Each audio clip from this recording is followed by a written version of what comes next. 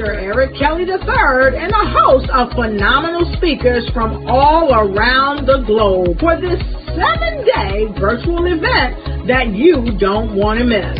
The mission of the Black Business Expo is to raise scholarship money from kids all the way from high school all the way from college. The Black Business Olympics is one of the largest Black business showcases in the world. It is an opportunity for businesses and companies to showcase their businesses globally. We are going to be giving away laptops up to $5,000 away to students.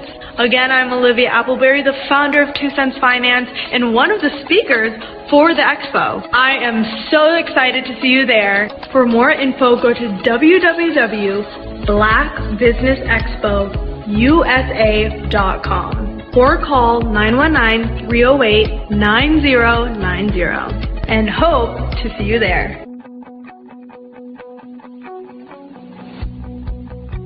I am Black Business. From the moment I wake until the time I sleep. Yes, I am Black Business. I am Black Business. Tell me, are you Black Business? I am Black Business. Do you support Black businesses? Listen, I support Black business because I am Black Business. Black Business Expo, one of the largest business showcases in the history of Black business in the world. The world! Sign up today at www.blackbusinessexpousa.com or call 919-308-9090. I am Black Business. I am Black Business. From the moment I wake until the time I sleep, I am Black Business.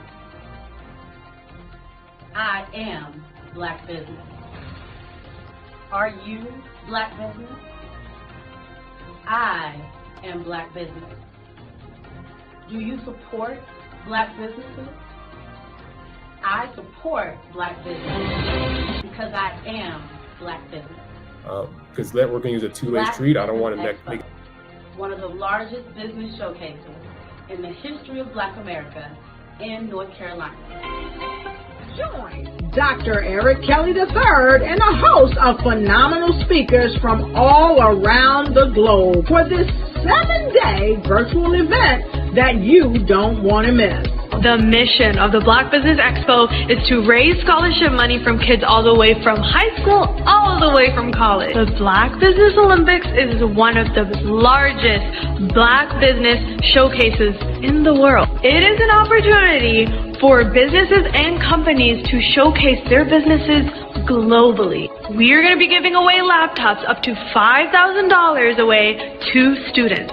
Again, I'm Olivia Appleberry, the founder of 2 Cents Finance and one of the speakers for the expo. I am so excited to see you there. For more info, go to www.blackbusinessexpousa.com or call 919-308-9090 and hope to see you there.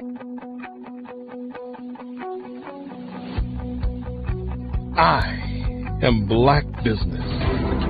From the moment I wake until the time I sleep. Yes, I am Black Business. I am Black Business. Tell me, are you Black Business? I am Black Business.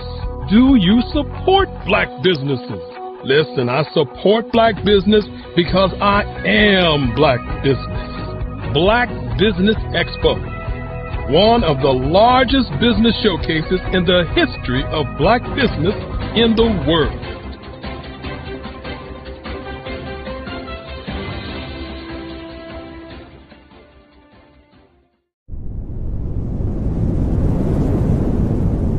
Over the past few years, we've seen the growth of existing and new initiatives focused on financial inclusion, building global networks, and reducing the wealth gap in response to the idea there's not enough seats at the table. Whether their outcomes are to increase the representation of Black executives on corporate boards, ensure an inclusive global economy, or to create new U.S. African commercial pathways, The strategies are often carried out by separate programs. The question is, should they be? With the continent of Africa being home to more than half of the world's fastest growing economies, the youngest workforce, over 400 companies generating more than $1 billion annually, 700 generating more than $500 million annually that are poised for growth, and being the destination of nearly $5 billion in venture capital in 2021. Diversifying U.S. and Africa commercial engagement by building bridges between African businesses and their U.S. diaspora should begin being seen as mutually beneficial. From helping to reduce Africa's enormous capital gap to catalyzing two-way trade opportunities, the COVID-19 global pandemic hopefully has taught us that global challenges and opportunities are more interconnected than we thought. During the pandemic, African companies like Unicorn Flutterwave, insurance provider Reliance Health, ride-hailing app Yasir, and 54Gene, the continent's first bank of DNA on people of African descent, proved that when African companies have access to networks, capital, and information, they grow big, grow fast, and create solutions that are valuable to the world. This is why Be Direct was created. We are the first U.S.-based but African-centric board preparedness and board search company designed to connect U.S. Black talent and corporations to African businesses. Unique and fundamental to Be Direct's success is our process of helping board candidates adapt their experience and networks to an African context before they're connected to high-growth companies that are looking to locally and globally scale. From our focus groups with African business execs and government leaders, we don't ignore the sentiment that business is easy, but people are hard. Having a pool of board candidates with hard-to-access networks and extensive experience across the business lifecycle, including successfully raising capital, is table stakes for an initiative like this. So yes, we have that. But corporate or entrepreneurial success in the U.S. does not guarantee success in Africa. Developed alongside industry partners on the continent, our training program, Be Direct Prep, is designed to transpose their experience to create cultural comfort, understanding, and a commitment to helping businesses in Africa scale. Our board governance sessions are African continental and country specific, integrated with cultural awareness and dexterity training, masterclasses led by African industry execs, and mentoring and coaching from African continental-based facilitators. But even more unique to Be Direct Prep, we cap off our training program with an immersion trip to help candidates that have not been to Africa before see and feel Africa's complexity and opportunity from African soil. We all know traditional network-based board placement has historically left a lot of us out of ever really being in the paid board pipeline. Our strategy supports the work of many great organizations that are successfully filling seats at U.S. board tables by creating more tables for those that are still left on the sideline. It's time to start seeing the role and value of U.S. Black talent and businesses on the continent of Africa differently. Old perceptions and habits limit economic inclusion. Let's transition Black talent and the African businesses they will support from the periphery of the global economy to its core. Living in a global lockdown, we all know now how fast local and global economies can change, and see the value of having businesses that hire, strengthen local value chains, and even grow globally. Status quo in any form holds back progress. We must democratize U.S.-Africa commercial engagement by socially and economically connecting cultures that have long been disconnected. It's time for Africa's U.S. diaspora to redefine their global value by helping African businesses scale continentally and globally.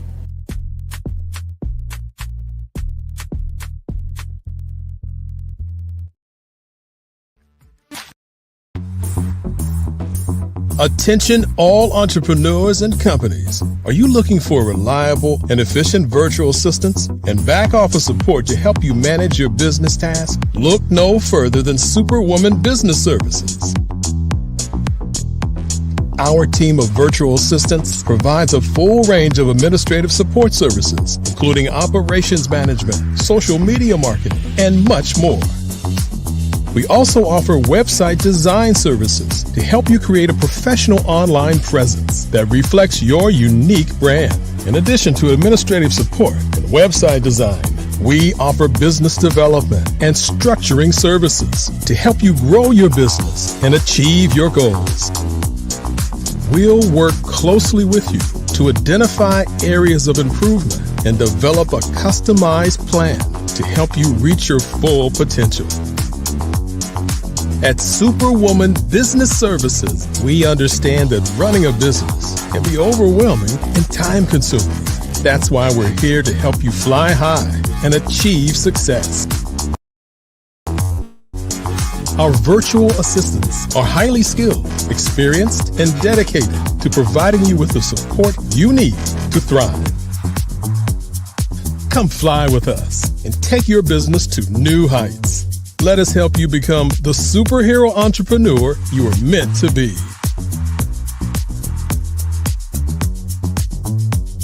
Contact Superwoman Business Services today to learn more about our back office support services. Come fly with us and take your business to new heights.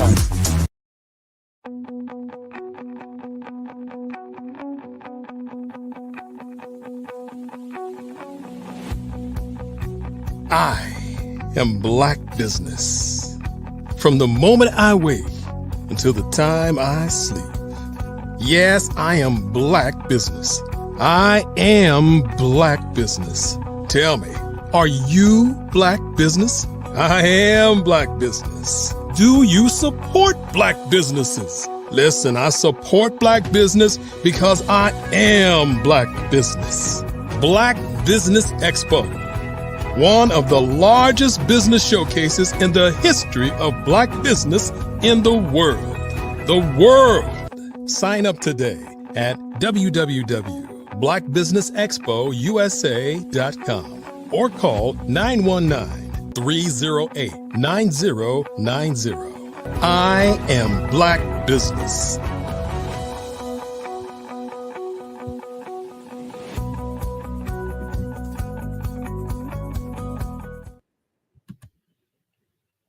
Good day, business owners, entrepreneurs, thought leaders, and corporations. Welcome to the Black Business Network. My name is Sidney Wormsby, and I will be your moderator for these next 4 sessions on the Black Business Network. The Black Business Network is a 24-hour business network showcasing Black businesses, business owners, entrepreneurs, and thought leaders worldwide. We have speakers from all over, from North Carolina, from London, Singapore, Africa, Japan, and cities all over the United States. The Black Business Network is a global community sharing its business knowledge to empower, to inspire, and to educate businesses about business. Kicking off this session's programming, our first speaker is Mr. Percy Mitchell. Mr. Mitchell brings a warm greeting from Harlem, New York City, close to me here in Brooklyn, where he has lived for the past 3 years. Though he's called New York his home for 9 years, no place resonates quite like Harlem.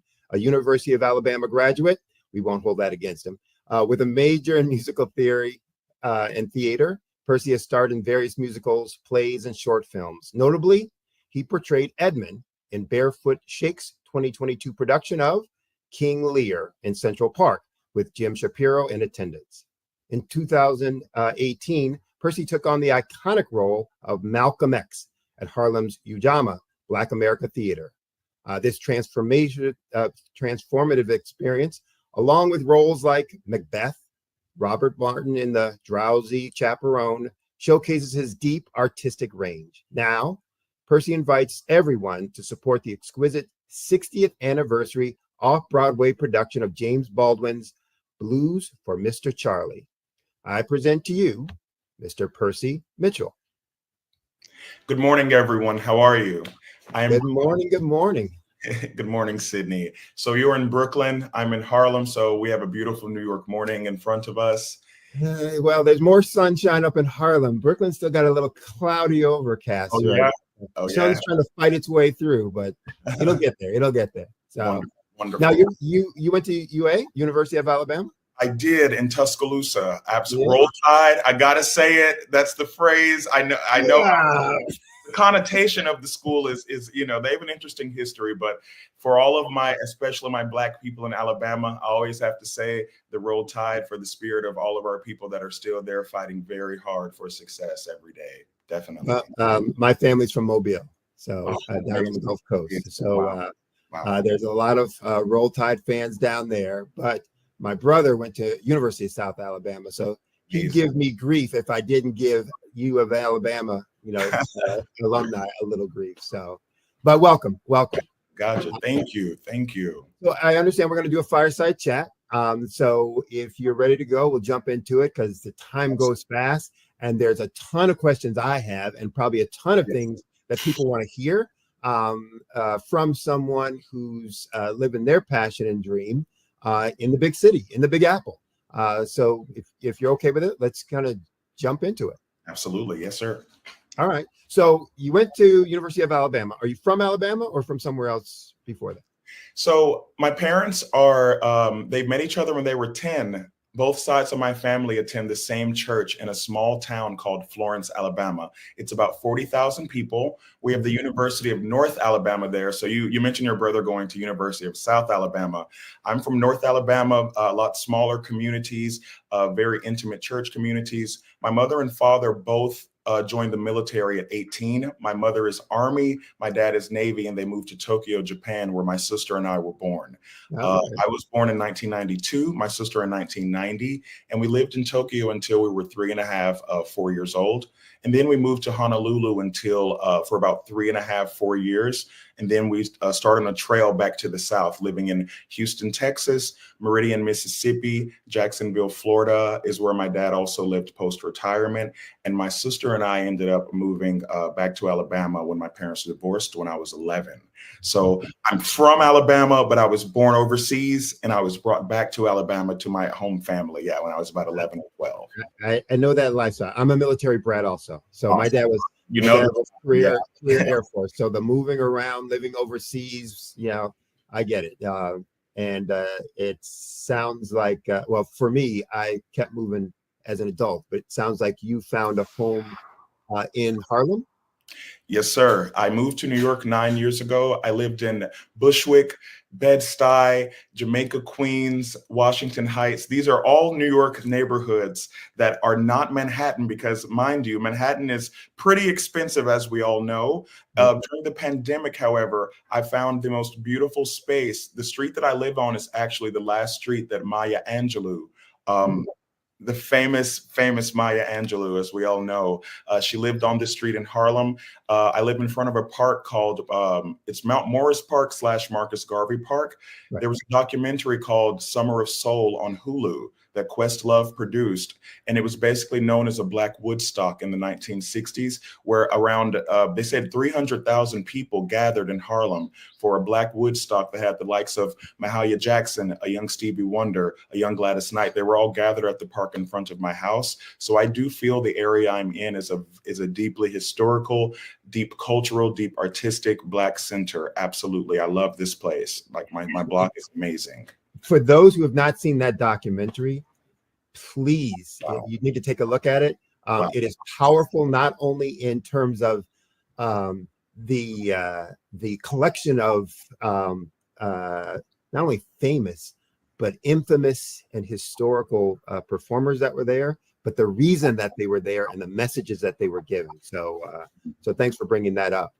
Now, did you go to University of Alabama majoring in theater, or did you switch to that or get involved in theater, kind of accidentally? Talk us about that journey. Yeah. So when I was 12, I come from a small town in Alabama. There are only a few people with an extraordinary amount of money. So there was a gifted program started when I was in middle school, around the 5th or 6th grade. Mm-hmm. They interviewed and tested children from the area elementary schools. If you tested it was a visual arts test, I believe. Mm-hmm. If you tested on the test high enough at the central office, you were brought into a class with other students from other area schools where we studied advanced topics 2 to 3 days a week with a teacher. K.G. Simpson is one of the most influential teachers in my life because at 12 years old, we read an abridged version of Shakespeare's Macbeth. After reading this play and studying this at 12 years old with a bunch of 6th graders, our teacher said, "Do you all want to perform this play?" And we were all very excited. We auditioned for the roles. I had never auditioned for anything. I had no clue of what theater exactly was. I was told at 12 years old that I understood and that I almost could cold read Old English verse. This was when I auditioned for the role of Macbeth and I read the Tomorrow, Tomorrow soliloquy. After 12 years old, I performed the role of Macbeth an excerpt for it for one of our central office board meetings. So I got to perform the play for our central office and for our educational superintendent at the time. I took a break at 12 years old, and then at 16, I joined choir in my school. I was very afraid to perform I've never considered myself a singer, but my grandmother, she is the church soprano at my church in my hometown. I've always sang in church, but I've always been afraid to, until I was around 15, express my gift in public. So I joined choir in the 10th grade. And then when I turned 16, I joined theater in my high school. And that is where I picked back up from 12 years old with the role of Macbeth. And I started to formally act at 16. I was offered multiple scholarships and multiple opportunities, but a kid that had not grown up performing, and I had just heard of New York, and I had just heard of the art and the center of art that it actually is when I was 16. I was very afraid to accept scholarships to AMDA, to Juilliard, to NYU, to Tisch. There were several institutions in New York that I was interested in studying, but I thought I lacked the experience with performing art. So I decided to go to the University of Alabama because my dad, being Navy, also had the GI Bill. So it cost effectiveness. It made the most sense to go to a school where my tuition was paid for, and they offered a half tuition scholarship for musical theater as well. So that's my journey in ending up at the University of Alabama. But I've been performing since I would say 12. I took a break until I was 16, and it's been a constant trail ever since. So talk a little bit about, there are always pivotal moments in folks' lives, right? There's that moment where you get the inspiration and you know, this is it. And I don't know for you if that was that 6th grade experience or that high school experience, but then there's, the pivotal moment where you say, I can do this really well. And da-da-da. And then there are those pivotal moments where you say, there's more. There's more I want to do. So talk about for you, because you are having this success and having this interest and having this passion in art, in the arts, with singing and theater, etc. How does business transition? What was that pivotal moment about, and how did you get there? In the meantime, when I moved to New York in 2015, I've worked for 7 boutique hotels. I've worked for multiple temp jobs that involve the corporation in the modern age. I've been asked to be a model, an actor, and a brand ambassador while serving tables. And a boutique hotel involves, it would be hotels such as the Standard International, Dream International Hotel. And in 2022, I opened a rooftop called the Ned, which is a private members only club that is based in London. Now, when I'm working at each of these jobs, any task, any job, any community of people, I give my all to. And when I recognized that most young workers in New York since 2015 were not being educated, were not being onboarded correctly, whenever there was a question being asked about the foundations of any new business or place of business, there was no real order established over the demands for us to transact profit. So after acting Malcolm X in 2018, I had a deep experience, first of all, with myself to decide, am I just an artist, or am I going to stand up for what's right with integrity? And am I also going to take the knowledge I have to not only guarantee the pay that I am worth and valued at, but those around me that I have also seen that have displayed not just their work ethic, but their true integrity as far as how they treat the people around them, no matter what the task is. I thought that after acting the role of Malcolm X, there was a higher calling. There were audience members that told me in 2018, they do not go to theater, they don't attend theater. They are from Harlem and they only attend the Malcolm X tribute every year, because a few of those audience members were still alive and actually in the Audubon Ballroom. I got to interview 6 people who were of various ages in the 1960s, and they were actually in the ballroom, and for their entire lives, that event changed everything about their lives. So the role it forced me to deeply consider my existence. I am much more than an actor. We are much more than business people. We are moving not just our people forward, but based on Malcolm X's work, and MLK's work as well. Our leaders, our Black leaders in America, have advanced human society on a much larger scale. And what they thought were just a few speeches. What some actors and artists think is that your album or your work of art is just a work of art. It is not that. It is something that, when it is a real piece of art, that can transform and move society forward. So that was the moment that, after the role of Malcolm X, I decided that in everything that I do, I must be on a quest to advance myself and those around me forward. So did you set that up then formally as, as a business, as a not-for-profit, or as a for-profit, or so talk a little bit about that. Yeah. So I actually, before launching a business, there were so many children 2nd through 4th grade in my hometown that post-pandemic, so many of their needs fell to the wayside that in 2020, I took my unemployment money and I launched a nonprofit in my hometown. It was a youth nonprofit. I named it after my dad because my dad was adopted by his biological grandmother because, for many other reasons, you have children in the South, and especially in the United States, we have children that are living in third world conditions within the United States, and especially in the Midwest and South. I was deeply moved to reach out to not just my high school network of friends and teachers in my hometown, but also in New York and in Grand Rapids, Michigan, where my ex-partner is from. I was able to assess a network from Michigan to New York to Alabama to basically come up with a new network I had 70 volunteers ready to reach out to each of these communities, to the lowest of those at the very, very bottom that might not even know how to go apply for the resources they need on a basic level. And especially when it comes to the educational needs of our children. Post-pandemic, the world became the structure of the world.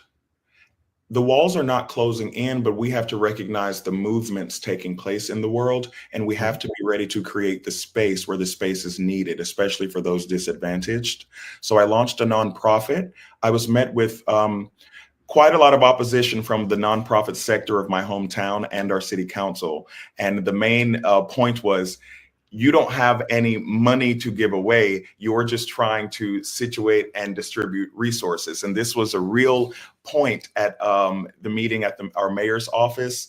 I was basically able to assemble many political leaders. However, there seemed to be, I was not in competition with those who seek to bring community together, but I saw that I have to have my own structure of business first before I am ready to give back, because it's a very multifaceted process to collaborate with those that are already established in business, that have already established how they do outreach and nonprofit. So I took a step back in 2021.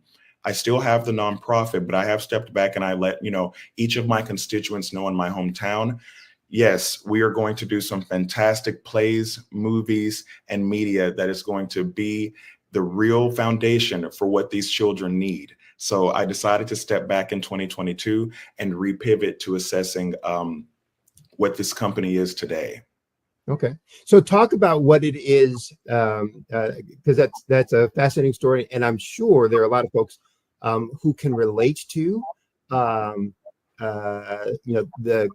pushback and the resistance, or the lack of faith and belief in whatever their dream might be, and their vision might be for what they want to do. So if we could talk about that a little bit more, and how you dealt with that, what you thought that was about, and what things you're putting in place that others might say, there's an idea for me. So explain specifically what it is that you want the not-for-profit to deliver for the youth that you're going to be working with. It was very simple. In my hometown, my church is the largest Black church in our city, but there seems to be a division that you can get help if you attend church, but most people don't attend church because it seems they can't get help. So I gathered people in my community that might not be a part of churches. I have one of my cousins. She does live in one of the housing projects of my city. Before I founded the nonprofit, I was constantly reaching out and paying either the utility bill, the child care, or general funds for anyone that was already receiving food stamps, already receiving government assistance. But because they have over 4 children, they have to be in the home. So women who attended my church, the ladies who were in the choir with my grandmother said, I am retired from my job. Do the girls need help picking the kids up from school, folding clothes, washing the clothes? Do they need general money for when the children are going on field trips and don't have any extra spending money? There are so many ways to situate resources in any community, but it starts with us, the human. The human heart is the most valuable asset in the universe. Mm-hmm. So we basically our volunteers divided into different committees, where it was basically going to be, if you do not have actual funding, do you have time? Time right now is more valuable to children than the actual money. People are transferring the money to pay for the child care. And so we have a large constituency of those that, my mom was a stay-at-home military mother. She was asked to step down from her job to be at home with us. We have so many of those that want to make a home, not a homemaker. I think it is the chief business to care for your community, but the way that we have to, each committee was tasked with being able to deliver an impact report. How are the children responding to when you go pick them up? Are there deeper issues that the children maybe want to get at in what they're interested in school? What is troubling them in school? And how can we deeply communicate between the mentors, the parents, and then their school? I was trying to establish a communications network for empowerment, first of all, and for real well-being. There's so much communication that's lacking, that's keeping us from the real wealth. We don't know the need, and then those that may be aware of the need are not aware of the proper recourse of action to meet the need. So these are the diagnostics I was doing in 2021. Without being paid anything, I was assessing the community, and I went to our city council. And when I was a senior in high school, the then mayor of my hometown wanted me to attend my local university, and he asked me if I would stay in town to be a part of a youth advisory board for the next generation of our town. Mm-hmm. That's what the larger picture is in America. I say youth nonprofit, but what the actual initiative is that we must grow the cities of tomorrow now. And that was the idea. So talk about, because again, when you are faced with adversity, resistance, not just adversity, resistance, pushback on something that you've envisioned and that you have passion for, that can be, disheartening. And for some folks, very discouraging, et cetera. Talk about what you did in that moment to address that internally, and then talk about some things that you put in place to deal with that structurally or externally to be able to, kind of move your vision, your business vision forward. Wow. The discouragement will cause a lot of stagnation. We always have to look at what we have. We might want more, but what I did in 2021, I still assessed all of the children that I care about in my hometown, all of the volunteers who also care about them, whether the funding is there or not for us to elevate the experience. We still have what we have right now, which is community. We have communication. We have transformation that can take place by us being mobile for each other. So what I did basically was I started to throw a few small gatherings where I let each of the mothers of these children know that if I don't have the funding, can we at least establish a network of communications? I was able to set up a network of 20 crisis intervention mentors. Those who used to get in fights back in the day when they were younger, and they've been in juvenile, even a few adults, they now show up on the scene in my hometown. If there is an upheaval before the police shows up, and if we know each other, can the parents go, and can the parents through a network go and try to disperse the situation before we ask a mostly white law enforcement in Alabama to deal with our children? Mm-hmm. And so there are several ways that the community can be elevated without money because we are the wealth. We still can communicate with each other and pass that data, that knowledge of how things go. And I also, if I am not serving my community, then I do not feel right waking up in the morning. I am not seeking profit out of my community when I wake up. I basically volunteered to fill out business applications for anyone seeking to found a small business in my hometown. I volunteered to consult and nurture and educate those that might have the money in the bank, but they have never gone to a bank and don't know the process behind what it takes to actually file paperwork for the right license, for the correct license. So I volunteered to give of myself in the meantime until, yes, the network of this nonprofit with the funding is established to really carry on.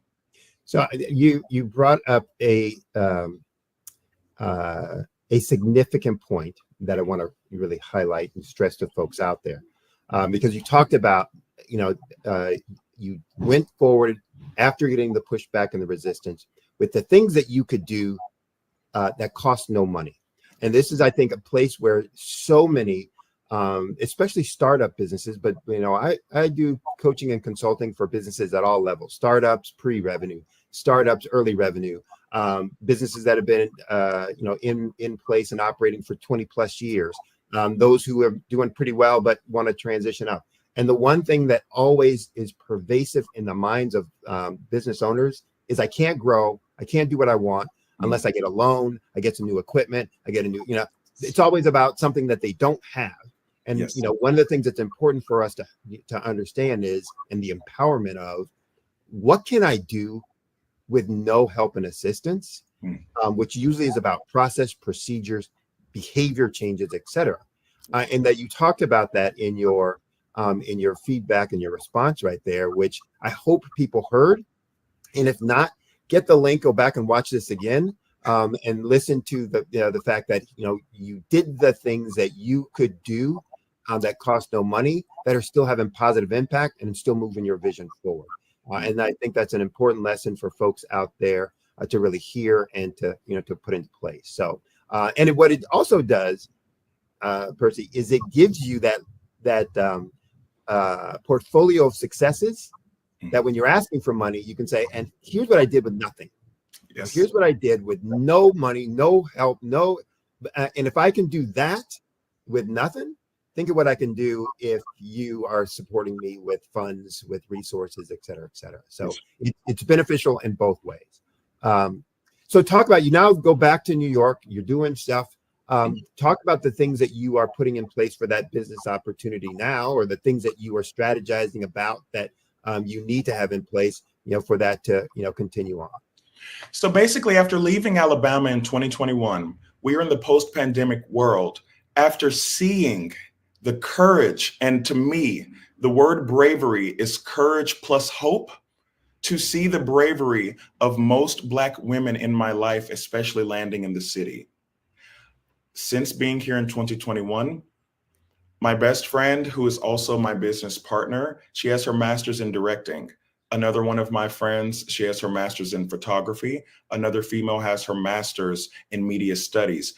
I am about empowering the young Black female executive because in my own personal experience, I have been guided, embraced, nurtured, and protected by the young Black female executive. And I have personally used my funds from my side jobs that I've worked to exactly not keep these ladies in my life or in the city, but at a time when everyone's losing hope and everyone went to college, but it seems the opportunities are not lining up. I've stepped back and said, for you all that are each leaders that have led my life, I want to work as hard as I can to create the space and opportunity to empower and elevate you all. Because from New York, I'm not the only person such as myself that has a network. I'm the only person that is trying to activate and create the space for a larger network that involves many creatives. So what I've done since is each of my friends, I met them in 2021 as they were completing their masters, and they were basically deciding what are my jobs post college. When they were in between each job, I have still wanted to nurture and invest in them. Whether if it's a stage management job, but my friend has her master's in directing, I'm not subsidizing her pay, but if she's waiting for pay, like the average artist in the entertainment industry waits 3 to 6 months on their check after said project is complete. So the average artist waits for money and they starve in the meantime, no matter how great we look on camera, no matter how much wonderful work was being done, the labor and the actual transactions not happening for the artists. So I've tried to fill in that gap for those that are in between jobs, or there are several artists that are not SAG, Screen Actors Guild, and then the Theaters Equity Association. Several actors are not union. So with union, there are several funds in the city that are available to union actors. We had the writers and actors strikes going on. Several strikes have happened in the past few years. There is no safety net for just the independent, non-union performer. So in New York, I've stood in the gap, and most of my network of performers, writers, directors, technicians, they are all artists that have remained in the city because they love and want to transform art worldwide. And New York is the capital that, from art that takes place here and the processes behind art that take place here on a business level, that is what transfers and actually, like I said earlier, moves society ahead. And actually, I'm trying to move the sector of business when it comes to entertainment. I'm seeking to move it forward, but it comes down to how is the average, when you say average artist, being paid? The average artist that puts in the work and the project does profit, but in between, were they treated correctly on any level? And on many levels, the average artist, independent contractor, they're not treated correctly in many circumstances. So we only have a couple minutes left, so I want to get in 3 quick questions. Yes, sir. If we can get there, we'll see. One is you been in acting, theater, arts, etc. You are starting a not-for-profit. What are the differences that you see from going from being a individual contributor in arts to being a head of a business and trying to start up a business? Yes, I tell all of my actors and performers, no matter how inspired we are, there is a box office based on real numbers, and the data and analytics behind an idea and what actually sold to an audience is what must be discussed. So the difference between, as an artist, I've been inspired with passion, and now I am strictly inspired with business to make sure that we are compensated for the beauty of these visions and that we are adequately educated when it comes to what is the value of this content. There is a big difference. I just recently was admitted into Full Sail University for a business degree with an emphasis in arts entertainment. This is because I am seeking to study the real data and analytics behind the numbers in entertainment, the actual leadership it takes to look at a moving environment when it comes to the internet, AI, and then banking in the modern era. We must be very vigilant of the value that we came into the room with. The humans that each of us are. That's what I'm seeking to elevate. Yeah, currently. All right, good. Well, you answered 2 of the questions in that answer. So I'm going to skip to actually what would have been my 4th, which is how can folks reach out to you? Because we're running out of time. How can folks reach out to you if they want to, one, see your work, whether it's in New York City or, if you're doing work across the country, or if they want to help and assist you and have some ideas for you with the not-for-profit, or if they just want to get more information about, hey, how do I do this thing called acting, or how do I start up a not-for-profit? How do people reach you? What's the best contact information for you? Well, my Facebook immediately is Percy Mitchell, like my name is spelled on the screen. You can go in and search Facebook. You might have to type in NYC. My IG Instagram handle is Dre Me Out. It's DREYMEOUT. And then I have an email right now that is, we're currently setting up the website, but our email for the company is the number 67, the letter Brooms, BROOMS, media, MEDIA @gmail.com.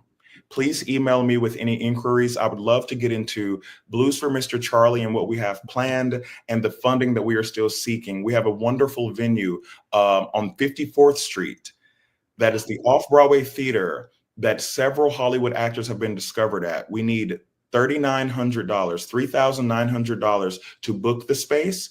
And then 1 month from the performance, they are asking for the other half of the deposit.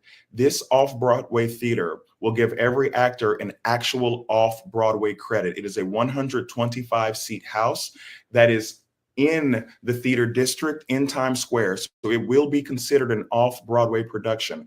We are also reaching out to New York City and the NYPD to be collaborators with this process. This show involves the South, it involves law enforcement, it involves civil rights, and the subjects in this play are things that we are dealing with directly around the world today. So I would love all of your support. I would love for anyone to reach out and to know more about this project and the projects after this, because we would love to direct Anthony and Cleopatra next as the next production after Blues for Mr. Charlie, before getting into some workshops and developing some writers for actual short films, documentaries, and film work. So a lot of exciting things happening, and I can't wait to continue the conversation. Well, looking forward to having you back so we can talk more about the business of theater and the arts and how to, kind of not only address the creative side, but also the business side. So, but I also ask you, reach out to me offline. And let's talk about, I do some work with startups. I had some suggestions and some possible resources for you to work with on what you're trying to do down in Alabama. So, okay, wonderful, wonderful. And with that, I'll say, remember, genius is common, and I'll see you on the other side. Thank you, brother. Thank you. So great conversation. Obviously, Percy's doing some phenomenal things and very passionate about both the arts and giving back and helping out and building community. So kudos to him, and look forward to not only me, but others, supporting him in all the ways that we can. Just a reminder that the Black Business Expo's mission is to raise funds for high school seniors going to college or for K through 12 entrepreneurs. So the Expo is a fundraiser for students, and you can go to www.blackbusinessexpousa.com. Again, that's www.blackbusinessexpousa.com to donate to the scholarship fund. You can also use Cash App, and that information should be scrolling across the screen, and contribute to the account $BBX USA. Again, $BBX USA. And again, remember, our goal is to give laptops and up to $5,000 scholarships to 10 students. So if you're a student, you can register online at that same website, www.blackbusinessexpousa.com. And remember, every dollar counts. So we want to remind you to donate to the scholarship fund. We also want to take time to thank our Black Business Expo USA sponsors for this month, September 2024.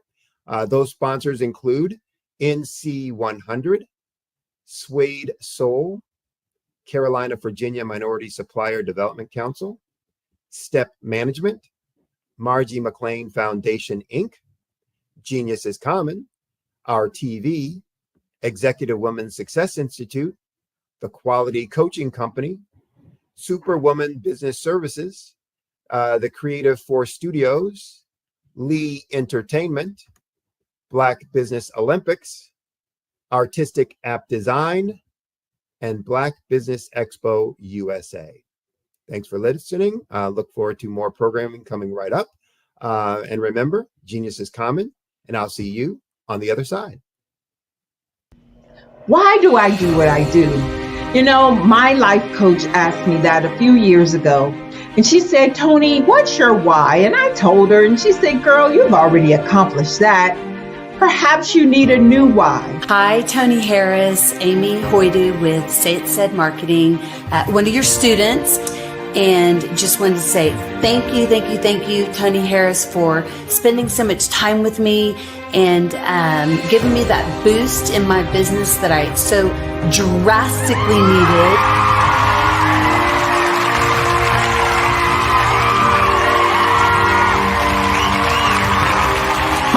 decided to touch, move, and inspire my clients to take drastic steps to be better than they were before they met me. I'm a resource. I'm a connector. I want to help people build deeper relationships that are beneficial to their life and business. That's what I do best. So, first thing you got to do is show up. And speaking is a way to magnetically attract your ideal client to you. How many of you use social media that way? Absolutely. And this is how you look to the world. Drastic steps are the steps that are needed to be successful. And my business is drastic denotes a mindset. Getting out of your comfort zone. Doing something that you don't necessarily feel comfortable doing, want to do, but you know it's a necessary step to be successful in your business. I get the most satisfaction when I see my connections flourishing into relationships long after I am gone. Hi, my name is Jasmine Augustine with Media Jasmine, and I've joined several networking and referral groups in the area. And Network in Action Northeast Houston with Tony Harris Taylor is one of the best organizations that I've joined. I love that piece of what I do, and it is what fuels my fire.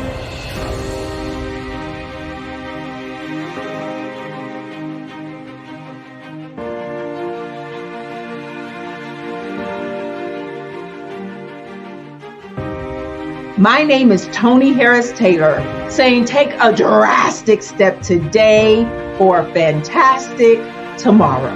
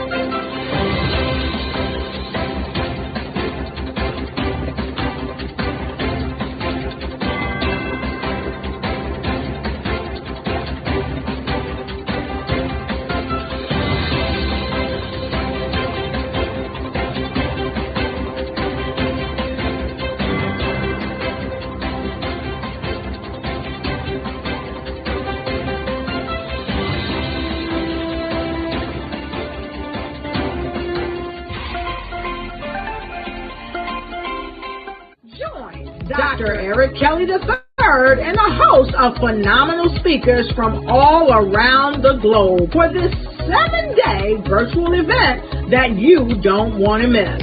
The mission of the Black Business Expo is to raise scholarship money from kids all the way from high school all the way from college. The Black Business Olympics is one of the largest Black business showcases in the world. It is an opportunity for businesses and companies to showcase their businesses globally. We are going to be giving away laptops up to $5,000 away to students. Again, I'm Olivia Appleberry, the founder of 2 Cents Finance and one of the speakers for the expo. I am so excited to see you there. For more info, go to www.blackbusinessexpousa.com or call 919-308-9090 and hope to see you there. I am Black Business. From the moment I wake until the time I sleep. Yes, I am Black Business. I am Black Business. Tell me, are you Black Business? I am Black Business. Do you support Black businesses? Listen, I support Black business because I am Black Business. Black Business Expo, one of the largest business showcases in the history of Black business in the world. The world! Sign up today at www.blackbusinessexpousa.com or call 919-308-9090. I am Black Business. I Black business. From the moment I wake until the time I sleep, I am Black business. I am Black business. Are you Black business? I am Black business. Do you support Black businesses? I support Black business because I am Black business. Black Business Expo, one of the largest business showcases in the history of Black America in North Carolina. Join Dr. Eric Kelly III and a host of phenomenal speakers from all around the globe for this 7-day virtual event that you don't want to miss. The mission of the Black Business Expo is to raise scholarship money from kids all the way from high school all the way from college. The Black Business Olympics is one of the largest Black business showcases in the world. It is an opportunity for businesses and companies to showcase their businesses globally. We are going to be giving away laptops up to $5,000 away to students.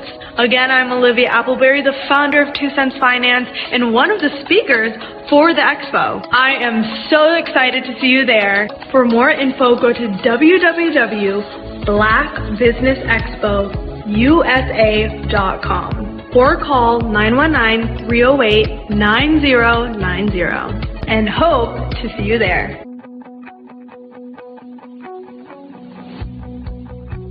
I am Black business.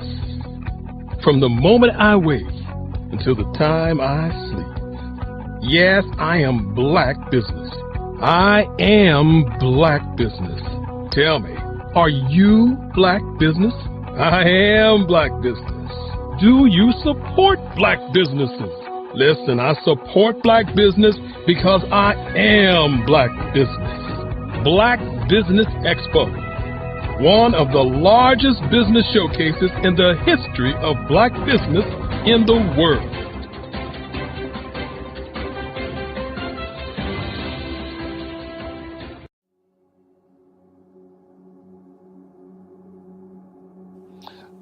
I was born and raised in southeastern West Virginia, the coal fields. My father was an AME minister. For me, I was very fortunate. Even though I grew up in the segregated South, I was surrounded by flourishing Black businesses, doctors, lawyers, bankers, dentists. They were all there and they were all successful. And I guess that's part of my dream, is to see that success come back. My name is Joseph Simmons, and I am the founder of the Center for Micro-Entrepreneurial Training. We have this moment in time where we can change the trajectory of people. And our focus is on women, Black and brown entrepreneurs, and their access to capital, their ability to build thriving businesses, the ability to employ people. There's a study that showed that in those 3 communities, especially Black and brown communities, $1 stays in those communities for 30 minutes. In white community, $1 stays in their communities for 8 hours. So think about it. For you in a Black or brown community to get gas, to get food, to go to a restaurant, you've got to leave your community, take those dollars out of that community and take it to another community that's already being well served. So if we can reverse that, if we can go from 30 minutes to an hour to 2 hours, that's progress. That's what we need to do. I was with SCORE.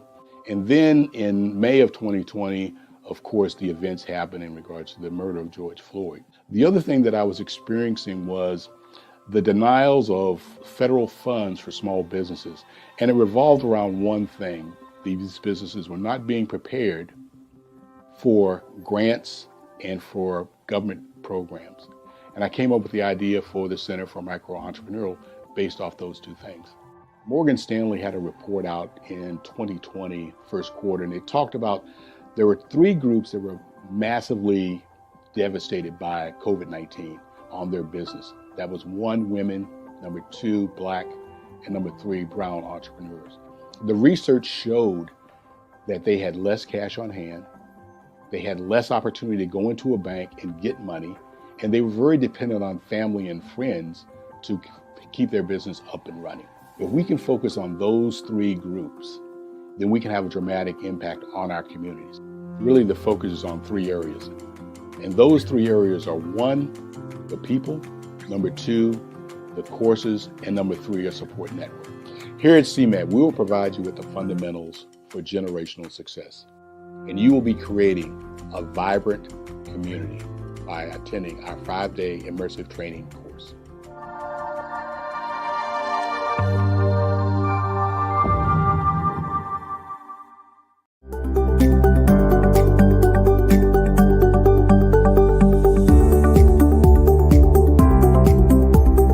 My name is Katie Bennett, and I own Lexicon Presents Publishing.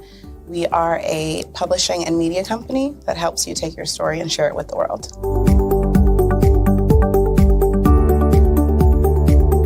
You know, for a while, I just had my family telling me to just hang it up, get over it, you know, and I had no support. And it was in your program that I really understood the necessity for having that help, having that support.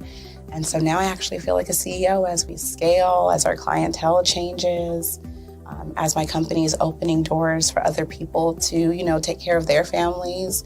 It's just completely changed from just a mom who was publishing books.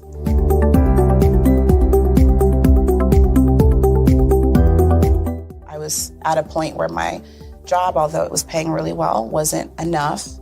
And my business was always in the red, and I was tired of it. And so I came in just hoping to get some sort of help to just not end up in the red every month.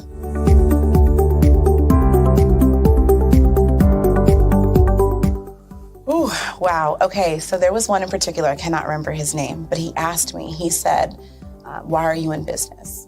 And I told him that I wanted to make a difference and I want to help my community. And he let me ramble on for a while. And then when I was done, he was like, okay, all of those things are great. They make you a humanitarian, not a business owner. And he was the one who told me, he's like, you know, you have this great service and you're offering it at like a great value price. So to someone like myself, we don't know that we're going to get the value of what you're actually bringing. And so that gave me the confidence I needed to raise my price. It gave me the confidence to go after my actual client that I actually prefer to work with. And it really just changed everything for me. I don't think without him kind of giving me that push, I don't think I would have gotten to this point or position.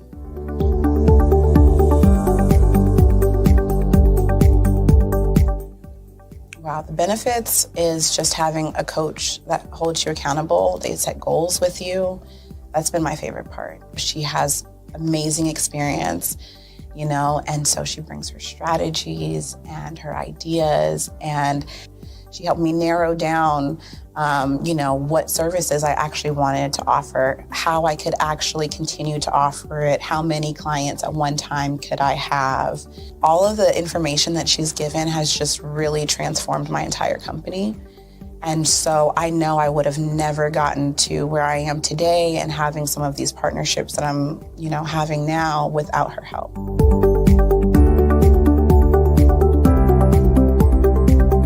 You're going to get information that you're not going to find on YouTube. You actually take the time to strategically give us the information, then give us time to actually apply it. I would also say that so that you're not just out on a ledge alone trying to figure this out. Like, you deserve to be in a community with other people who also want to grow their business. And then finally, the biggest thing I think I took away from CMET was that I had a whole office in Longwood, I still do, and at the time I had not paid my business tax receipt. I didn't know that that was something you had to do. So that was like one of the first couple days of information, and I'm like, oh my gosh, let me go get that together right now. So I'm really glad that, CMET was there for myself, and, anybody else who has the opportunity, they need to do it.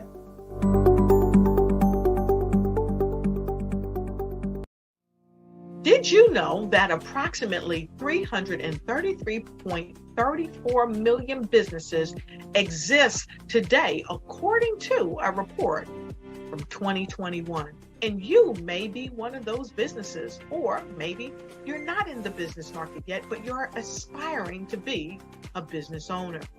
Well, guess what? You're in the right place at the right time. Because let's face it, everything is about timing and opportunity. Hi, my name is Dr. Lotus Richey, and I'm the CEO and founder of the Lotus Richey Coaching and Consulting LLC, along with the Lotus Richey Ignite Show. 15 minutes of success with Dr. Lotus Richey, as well as books to boom your business and bring who you are. And today, I want to bring this amazing message to you about the Black Business Network and the Black Business Olympics. See, the Black Business Network and the Black Business Olympics is designed to help people just like you, that's right, that look like me, to take their business to the next level. Not just in your front yard or your backyard, but globally.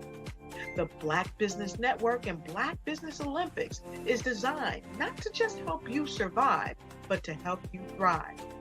So join us today as we come together with businesses all around the world to support our students, our children, our young teens, our young entrepreneurs. What we do is we come together to help raise funds for students who are aspiring to be business entrepreneurs, who are aspiring and who are thriving in college.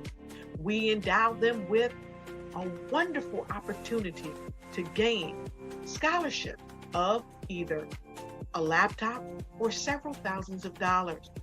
And we invite you to help be a contributor to this amazing opportunity to help someone that looks just like you. So join us today at our website and let us connect with you and help you ignite and take flight in every area of your life on the Black Business Network and the Black Business Olympics. I'll see you on the other side. Hello, I am Dr. Eric Kelly III, the visionary strategist and founder of the Black Business Olympics. I invite you to showcase your Black-owned businesses on the Black Business Network global stage. The Black Business Olympics is a global Black Business Network platform that propels Black-owned businesses into the international spotlight. By showcasing your business on the Black Business Olympics platform, you can reach a worldwide audience of potential customers, partners, and investors. You can also establish yourself as a thought leader, an expert in your field, attract lucrative partnerships, and more speaking engagements. In addition, the Black Business Olympics platform provides a valuable opportunity to connect and collaborate with like-minded entrepreneurs and business professionals from around the world. This can lead to new business opportunities, ideas, and relationships. Finally, by sharing your story and expertise on the Black Business Olympics platform, you can inspire and empower others. This is a powerful way to make a positive impact on the world and leave a lasting legacy. If you are a Black-owned business owner, I encourage you to seize the opportunity to showcase your business on the Black Business Olympics platform. It is a once-in-a-lifetime opportunity to make an indelible mark on the world. Be one of the 1,000 visionary entrepreneurs who are changing students' lives, shaping industries, and leaving an unforgettable legacy for their families. Unleash your voice on our global stage and watch your business thrive. Black Business Olympics is one of the largest Black business showcases in the history of Black business in the world. Yes, the entire world. Just give me a call today at 919-308-9090.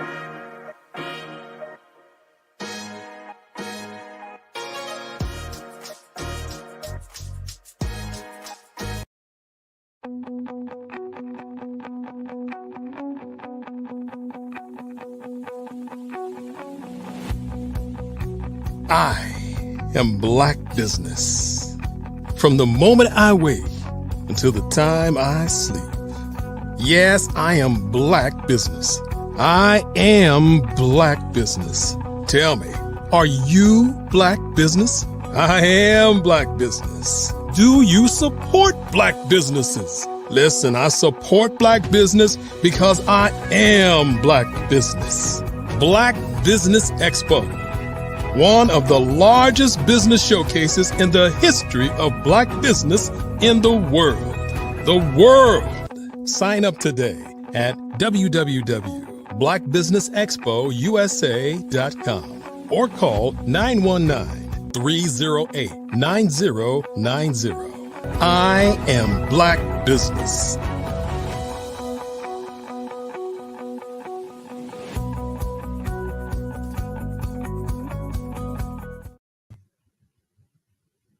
Good day, business owners, entrepreneurs, thought leaders, and corporations. Welcome to the Black Business Network. My name is Sidney Wormsby. I'm a business growth Imagineer, founder of Strategic Solutions, a business consulting practice, and also a founder of Huertas e Decus, which is Latin for excellence and distinction, and that's a business growth practice. So I'm your business moderator for this afternoon on the Black Business Network. The Black Business Network is a 24-hour business network showcasing Black businesses, business owners, entrepreneurs, and thought leaders worldwide. We have speakers from all over in North Carolina, in London, in Singapore, Africa, Japan, and cities all over the United States. The Black Business Network is a global community sharing its business knowledge to empower, to inspire, and to educate businesses about business. Our next guest this morning is Mr. Joseph A. Simmons. He's a retired pharmaceutical executive located in Orlando, Florida, and he started his career in sales with Baxter Corporation, also with Johnson & Johnson and Sunrise Medical, where he was promoted to an executive level position. He went on to Knoll, Abbott, and Novartis Pharmaceuticals in several management positions. He's recently founded the Center for Micro-Entrepreneurial Training, a not-for-profit organization, back in May of 2020. So looking forward to an interesting and exciting conversation. So let me present to you Mr. Joseph Simmons.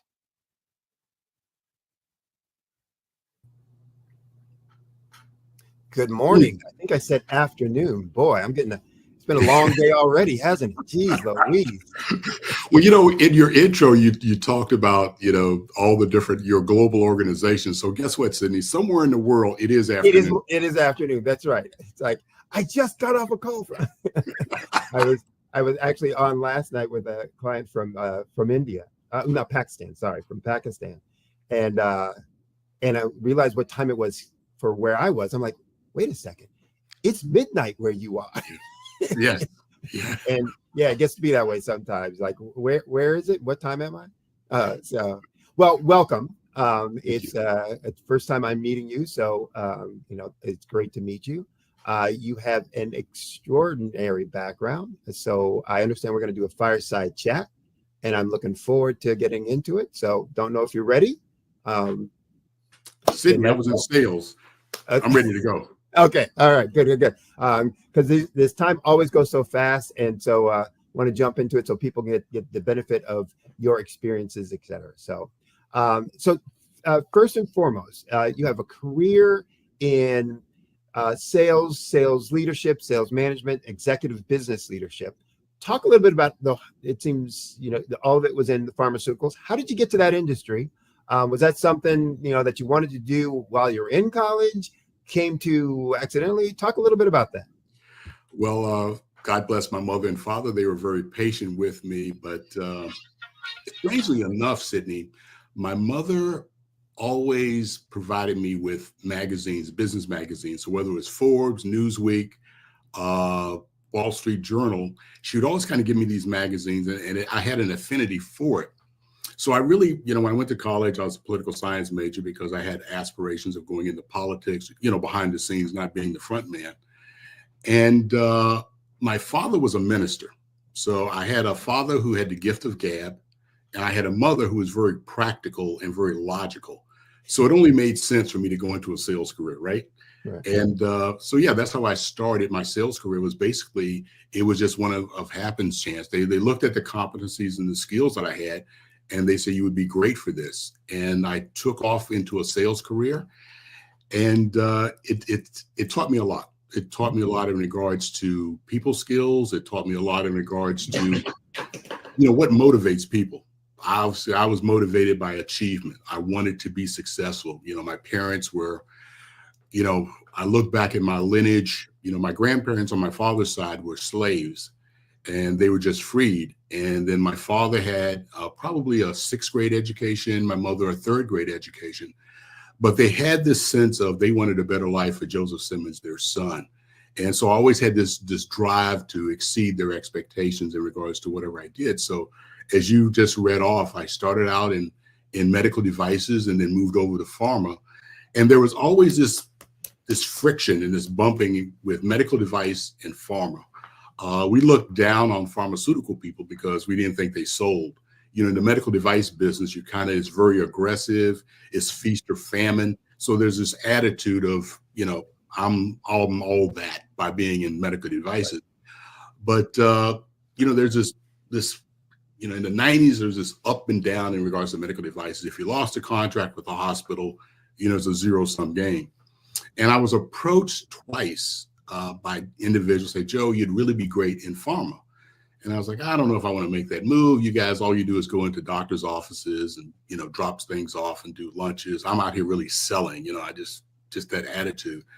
But I interviewed for a position with Knoll, and the VP showed me their data, what they get. And Sydney, I was just blown away. I mean, they had, physician level data on almost, where the doctor lived, what he liked to eat, where he, liked to go to restaurants. I mean, and then the prescribing data that they had was just enormous. And it just made me think that it would be a challenge for me, but I had all the tools to be successful. I had data, I knew their target audience, I knew the products that they were prescribing, so I could really develop and focus a field force in that direction. So that's kind of a short story of me going from Leicester, West Virginia, college, sales, and then into pharma. Okay. So talk a little bit about it. You're in sales, doing quite well. Folks want you in all of their roles, et cetera. What was it that made you want to go into the executive leadership level? And what were some things that you experienced or learned at the sales level that you felt were critical for your success at the executive level? Wow. Number one was control. That was the number one thing that I looked at. When you become at a certain level of, when you're at an executive level, you have control over hiring, policy procedures, marketing. So you have a better input in regards to the direction of the product, services, or the organization that you're with. That's number one. Number two, what I learned from sales is there's an old adage called know, like, and trust. 3 things. That's the fundamental. So to get into an executive level, you have to align yourself with different resources, whether it's marketing or manufacturing, operations, accounting. So they have to know you, they have to like you, and they have to trust you because they're giving you a budget of $10 million. So you've got to perform. So those are the kind of things you learn from a salesperson is that you have to perform. You have to exceed expectations. You have to execute flawlessly. So from those 2 things, and you move into executive, now all of a sudden you're directing people in regards to execution, product knowledge, relationships. But most importantly, you can give them your learnings. You can pass it on. You can pass, why were you successful? So you mentor people within the organization to become you, to replace you, to succeed you, to go to a higher level. Okay. I bet what you just talked about there resonates with a lot of folks, especially that control piece. That's what, most people kind of go into business for. It's like, I want to have some say, some control over my own life, my own destiny, et cetera, et cetera. And similar to you, when I was with corporate, I did everything on the ops side. Wanted to, get on the sales side. Once I got on the sales side, I'm like, now I don't have any control over the ops side. So I need to be a general manager, which is how I then got to the, going to the executive level as well. Talk about, it's for those who haven't been in corporate America and for those who are, it's no small feat. It's, it's not easy, moving up, and getting to the executive level within some of the corporations that you've been with. and how large they are. Talk about what it is about you personally, your skill set, your capabilities that you think allowed you to not only get to that level, but to thrive and be successful at that level. Sydney, I guess one of the business leaders that I followed early in my career was Jack Welch, who was the leader of GE. And he talked about 5 things that a leader should, if you're going to succeed as a leader, these are the 5 things you need to do. Exceed expectations in regards to sales, marketing execution, hire talented people, stay between the white lines, but most importantly, bring an energy to the job. So when I look at my career and the success I had, those are the 5 things that I focused on. I made sure that, with Knoll Pharmaceutical, I was back-to-back Region of the Year. I was District of the Year. I was Region of the Year again with Novartis. So from a sales exceeding the expectation, I hit that. In regards to execution, it is so key for whether you're a small business or a large corporation that you execute flawlessly. You can't be, distracted by the shiny objects. You know that as a business consultant, too many times, I want to do this, I want to do this. Right. And it takes you off track, it takes you off message. Yep. So 3 is hiring talented people. You want to make sure you surround yourself with people that are smarter than you. And even today, I try to bring into CMET people that are smarter than me, and they bring a certain energy and they bring a certain thing that can elevate the organization. Number 4 is, we all know that there are rules. And in pharmaceuticals, my God, outside of maybe the oil and gas industry or maybe the banking industry, we were highly regulated. You could get fired for selling off label, for example. So you had to make sure that you set an example for your people of what right and wrong was. Lastly is energy. This morning I was listening to your prior guest, Percy Mitchell, I think his name was. Right. He had energy. Mm-hmm. He had energy. That's what you bring to your organization as a leader of an organization, whether it's Novartis or whether it's your own small business. You have to bring this positivity, this zest for we're going to change the world. So you're having this success at these massive Fortune 50, Fortune 100 companies at an executive level. Talk about that moment where you say, nah, gonna walk away, gonna do something on my own. But not only am I gonna do something on my own, I'm gonna do a not-for-profit. So talk about that. What inspired you for that? And what, if any, concerns did you have, or what, if any, changes did you make? Sydney, my wife, I retired 3 times. So each one of the times I drove her crazy. It's like, and I was, get out of the house. Do something, right? And a real quick story. So I was talking to one of my mentors, and we were having lunch, and he said, well, let me guess what your life is like. You get up in the morning, 5 o'clock, you watch CNBC, Squawk Box to maybe 9. Then you find, you're going to do some things on the internet till 12, you have lunch. Afternoon, you do the same thing, you pitch and buzz around the house. He said, Joe, you were an executive, you have something to give back. Why don't you use your talents and volunteer at SCORE? And that's what I did, Sydney, for 5 years. So I volunteered with SCORE. And while I was there, I developed a couple of workshops that they input, and they became very successful. But in the back of my mind, there was something that, as a little boy, I just remember my father always going to these churches. And these churches, I'm at 16, 17 years old. I'm driving my father. He had glaucoma. And Saturday, and instead of me going to a party or hanging out with friends, I'm driving my father to these small towns in West Virginia for him to have service that Sunday. And Sydney, he would have 8 people there, 10 people there. But Friday night, he would study the Bible. Saturday night, he would study the Bible. And he just knew that, he would give it his all and give it his best. And then May of 2020, I'm watching Squawk Box, and, the whole thing with George Floyd was going through my head, and I'm looking at application for PPP and EIDL, and they weren't registered with SunBiz. They didn't have their tax ID. And I'm looking and I'm going, there's money left on the table here. I mean, it's like typical, business person. There's a problem. How can I solve it? And literally, Sydney, I just got out a legal pad and I just started sketching out a workshop. I mean, my background is management. How many meetings have I put together? How many workshops have I put together? And I said, okay, the problem is women, Black and brown entrepreneurs aren't prepared for success. They can't take advantage of resources. I went to SCORE. I presented a proposal to them. They didn't want to touch it. Luckily, I had an associate who had presented at one of my workshops. I talked to him. He said, I'll help you put together the nonprofit. And so I set it up so that it was a workshop and it had addressed a problem. The problem was business fundamentals. Second was understanding target audience. Third was access to capital. Everything around it focused in on getting that workshop to commit to those three things. And that's how I kind of came up with CMET.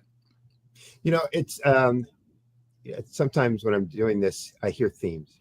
So you want to do good. Mm-hmm. You have this idea. You pitch this idea to someone and they said, nah, not interested. So talk about that. And, was it a surprise to you? How did you handle that? Why did you think that it took place? And then what did you do to get past it, to overcome it? Sydney, having 30 some years in sales, whether it's, foot on the ground, knocking on doors, sales success really runs around being able to put the no's behind you mm-hmm. and seeking the yeses. Mm-hmm. And so you have this dogged focus in regards to, I know I've got a good idea. I just need to find the right person to say, Joe, you've got a right idea, and to give me the support and kind of keep me pushing in the right direction. So because I had that background in sales, I can't say I didn't take it personally because I'd given 5 years to SCORE. So you would think that, they would be open to it. I'm worth a little credibility there, right? But again, you kind of look at the political environment. You look at, SCORE's part of the Department of Commerce, I think. So there was things there that I kind of understood. But you've got to have this mentality of, I am going to stay focused on my target. I know what I have to do. I've got a good plan. And I just started pitching. Luckily, I ran across one of the funders at a networking event, and she was new, I was new, and together I understood from a sales standpoint, if I help her out, she's going to put me in front of the right people. Right. And that's what I did. I nurtured her. I connected her with the right people. She was starting to see success. And then she said, hey, Joe, what can I do for you? That was my opening. I'm glad you asked me that question. Can you set up a meeting for me with, who has the money? And then that was the other thing you learn in sales is that you can't be shy. You've got to be able to say, you know what, as a nonprofit, it is for profit. It takes funding to do what you have to do. Right. And so she set up an audience. I had a phone call. I pitched them. And, I had a meeting, and then from there, it just kind of snowballed from there. And even you almost have to have the attitude of, even with some of my subject matter experts, I've got 3 that have been with me, Sydney, for 21 cohorts. And some of them, the 3 that started out with me, weren't being paid.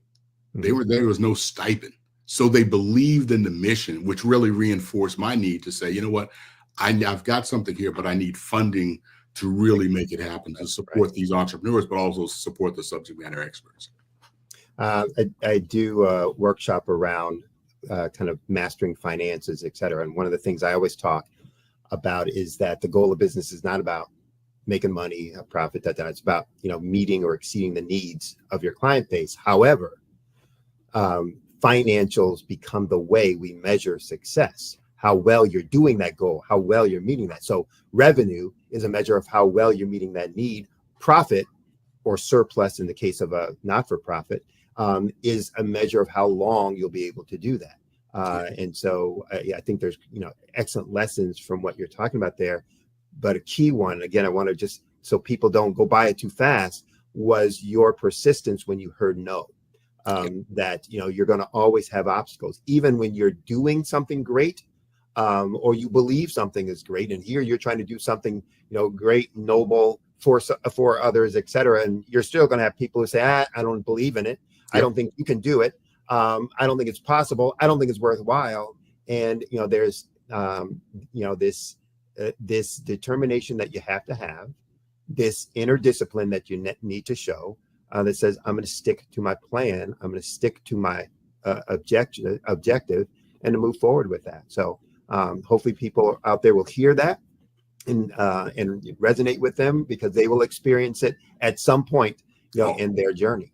I think the other lesson that you talked about is what you did with no money, which is similar to what Percy talked about. And so again, common themes. One of the things when I was managing executive level, when people would come to me for money, how can we get approval for this? The first question I would ask them is, what would you do if I said no? And I would listen to their response. And some people would just like, well, I guess we wouldn't be able to do it. Okay, so you're definitely not getting approved. Yeah, fold up. Let's move on. Yeah.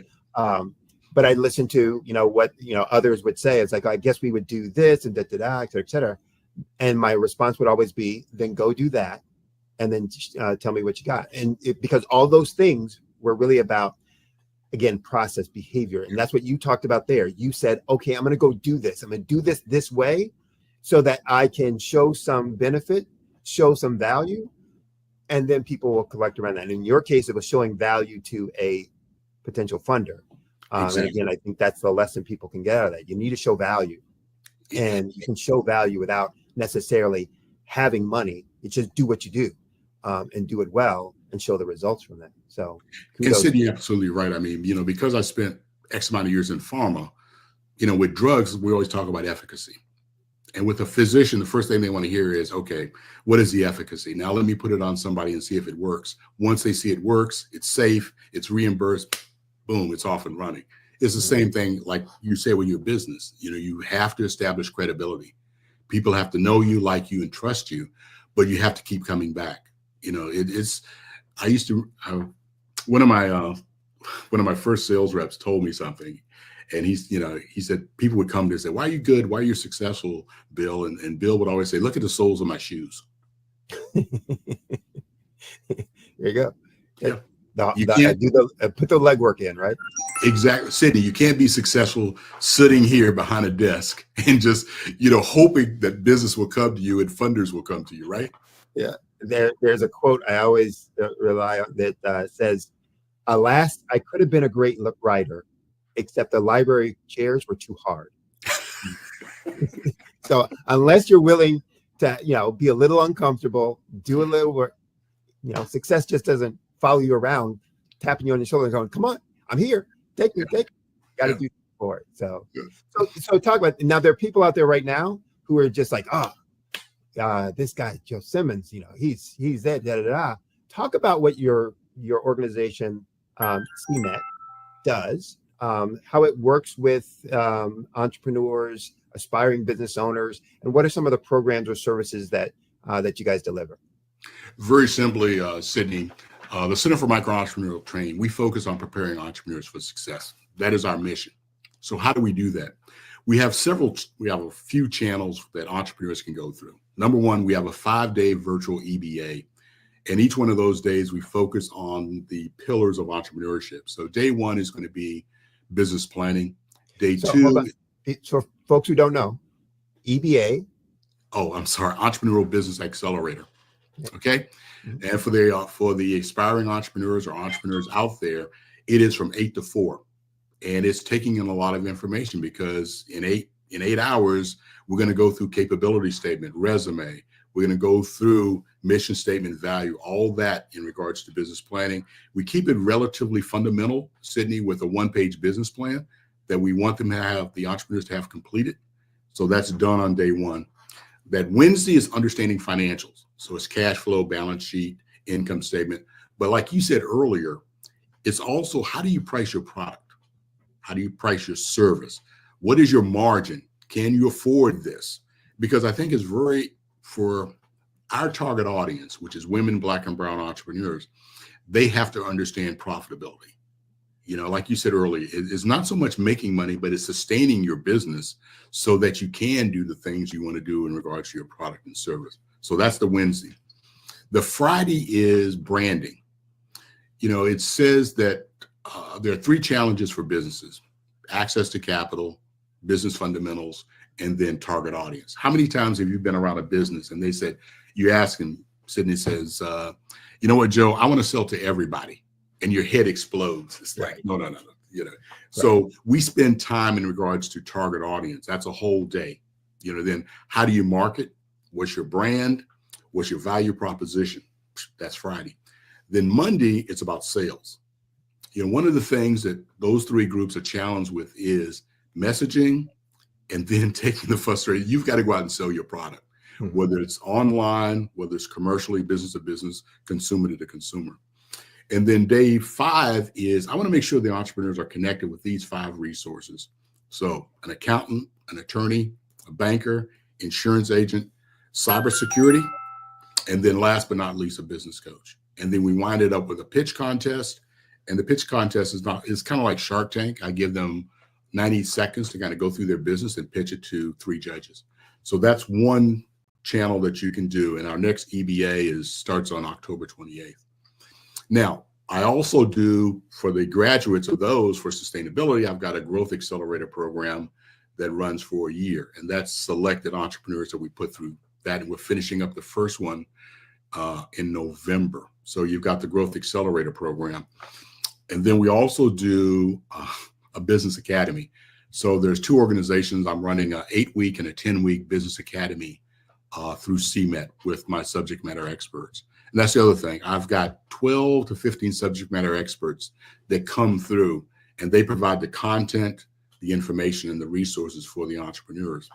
And then the last workshop that I have is entrepreneurship through acquisition. You know, we're looking at what they call the silver tsunami, where there's $10 trillion of market value businesses that are out there that we can now go in and now take over. And what do you gain, Sydney? Cash flow, resources, scale, credibility. So those are the programs that are underneath CMET right now that we're doing. And are your services free, low cost, you know, at market cost, you know, for those who are participating? For the 5-day, I can't say it's free because I'm taking 40 hours of your time. So your time is money, but in actuality, there's no charge for that. There is a charge for the Growth Accelerator program. The business academies, that's run through municipalities.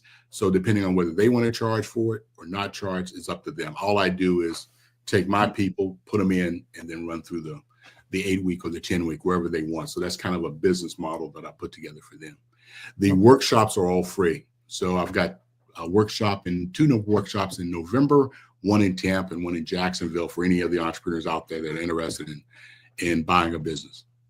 And how many entrepreneurs or businesses do you work with at any one time? And, you know, give us an average of the number that you handle over the course of a year. Wow. I can tell you this. We've done 21 cohorts since March of 21, and I've had 250 entrepreneurs come through my program. So probably around, we've touched 300. I would say roughly 300 entrepreneurs over 3 years. So 100 a year, roughly. Congrats.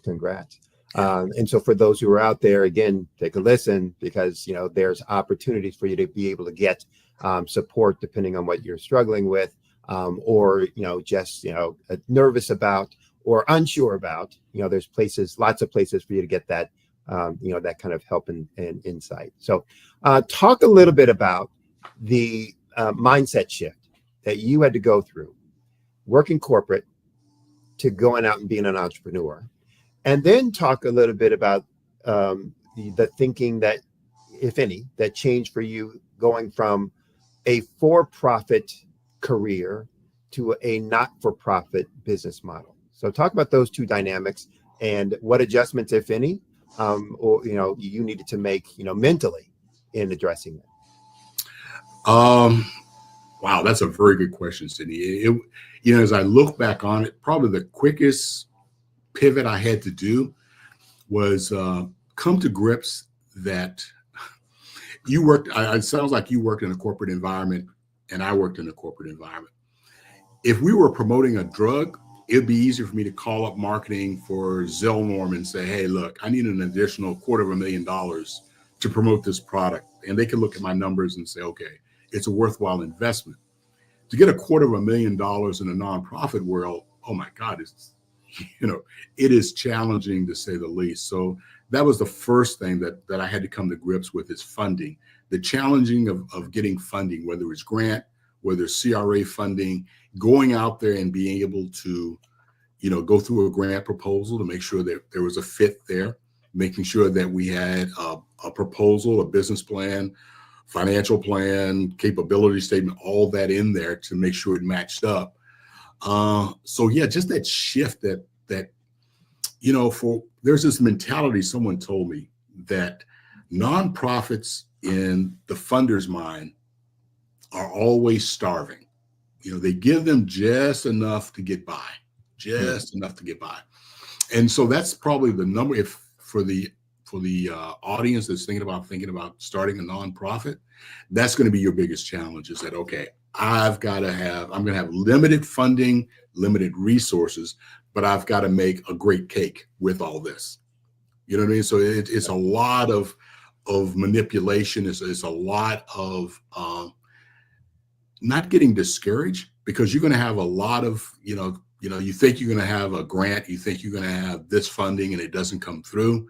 So you've got to be able to have secondary plans. You have to look at certain business models, like you said earlier, subscription-based model, for here at the Black Business Network. So you have to think through those things as a business person, number one, because you are actually running a business. Mm-hmm. You have to have scale. You have to have employees. So you have to start thinking almost like a for-profit business layer on top of a nonprofit. If that makes sense. Yep. I tell my not-for-profit clients that, look, the only difference between being a profit and a not-for-profit business is you can't use the surplus at the end of the year as a not-for-profit. It has to stay with business. Yep. Other than that, everything that applies to a for-profit business applies to you. You want to have a surplus. You want to be able to, you need to manage the marketing communication. You need to understand your target market, blah, blah, all those things. So agree 100%. Talk about, and I'm going to combine these two questions because we're getting close to end of time, but talk about your future goals for the Center for Micro Entrepreneurial Training, and talk about the legacy you'd like it, to have or to leave, kind of when you turn it over. Well, you sound like my board. We had that conversation last week, but I guess your first question was future goals. Yeah, future goals. You know what, Sydney, we're in this now space of AI and the potential of AI and how we can harness it for organizations. So I've looked at probably 2 different AI projects, but I've kind of narrowed it down to one. Because my target audience are women, I had a meeting with a developer, and she's put together this AI prompted leadership training app. Because if you think about, the audience now, everybody's moving to either a tablet or some kind of mobile device. So I'm looking at this for CMET in regards to, if you're an entrepreneur like yourself and you say, you know what, I'm having a challenge with profitability. Boom, you'll go through a 15-minute training session on profitability. Then you'll provide feedback via AI. And then you'd also have a coach on the periphery that could come in to help you if needed. So that's a project that in 25, 26, I would like to get done for CMET. And obviously that would be a subscription-based model, because now I'm looking at a wider audience in regards to utilizing that. So that's kind of the future of CMET, I think. So now that would give me, not only the EBA, but also the GAP, the other programs, but now I've got a subscription-based model that I can now utilize within my ecosystem. So when I look at the legacy of CMET, there was a book that came out, I think about 3 months ago, and it talked about for every dollar a white family earns, we earn 15 cents.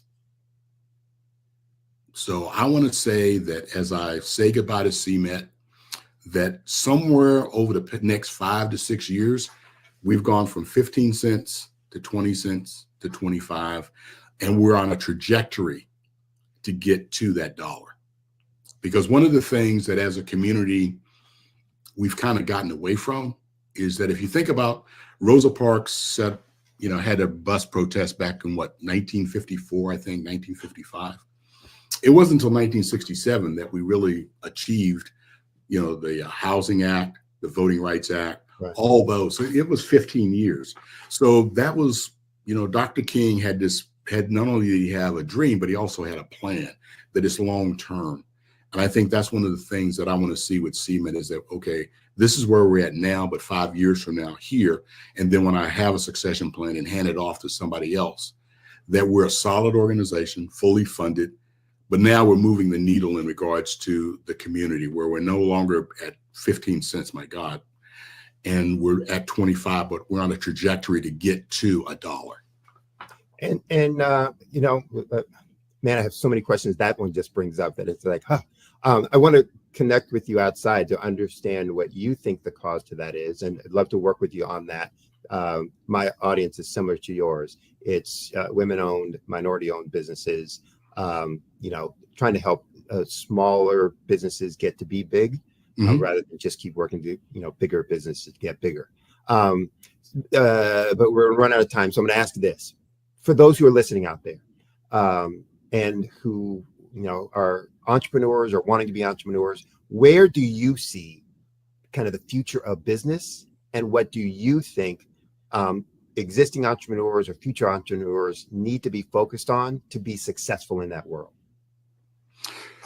I would say as an aspiring entrepreneur, you have to look at it like back in the day, if you and your wife are looking to buy a house. Some people want to buy a house that's already built. They want to buy it, go in and fix it up, right? Another family, they want to buy new. They want to walk in and everything in the house is already done and it's their house. I think we as a community have to decide that whether we want to start a business or whether we want to buy a business. Because when I look at my career, Johnson & Johnson was 132 companies, all acquisition based. Novartis was 7 companies, all acquisition based. And to quote Reginald Lewis, why should we let white guys have all the fun? And that's what we're doing with, we're not really participating in acquisition, and we should be. Number 2, if we're building a business, I think we really have to focus in on the fundamentals. We've got to stay true to the fundamentals. Know your target audience, know how to get to them and know how to sell to them so they know, like, and trust you, and then build off that.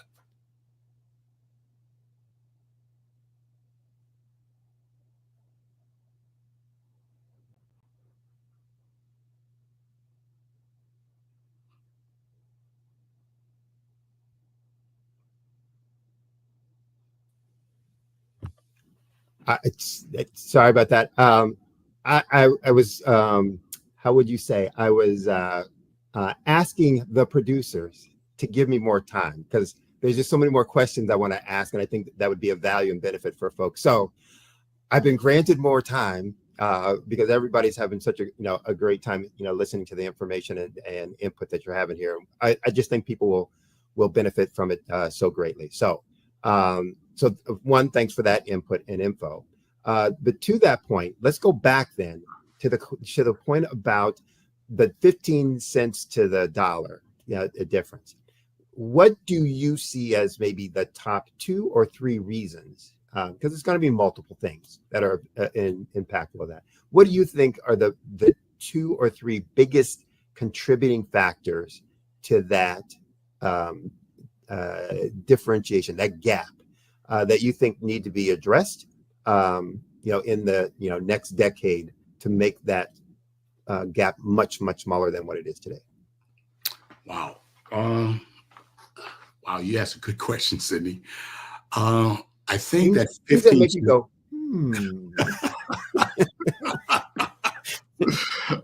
I think one of the things that we've got to look at is, and this is just a I think if you go back to after World War II, there was the Marshall Plan that really built Europe, specifically Germany, back to where Germany is today, the same thing that it was Japan. I think we're in a situation, number one, and I've said this in meetings with politicians in Orlando and Orange County, is that we don't have the political will, number one, to do a Marshall Plan. So it's up to us to do it. And I think one of the things we have to start doing, Sydney, is having kids in high school understand what business is. Because right now they have no concept of what business is. Right.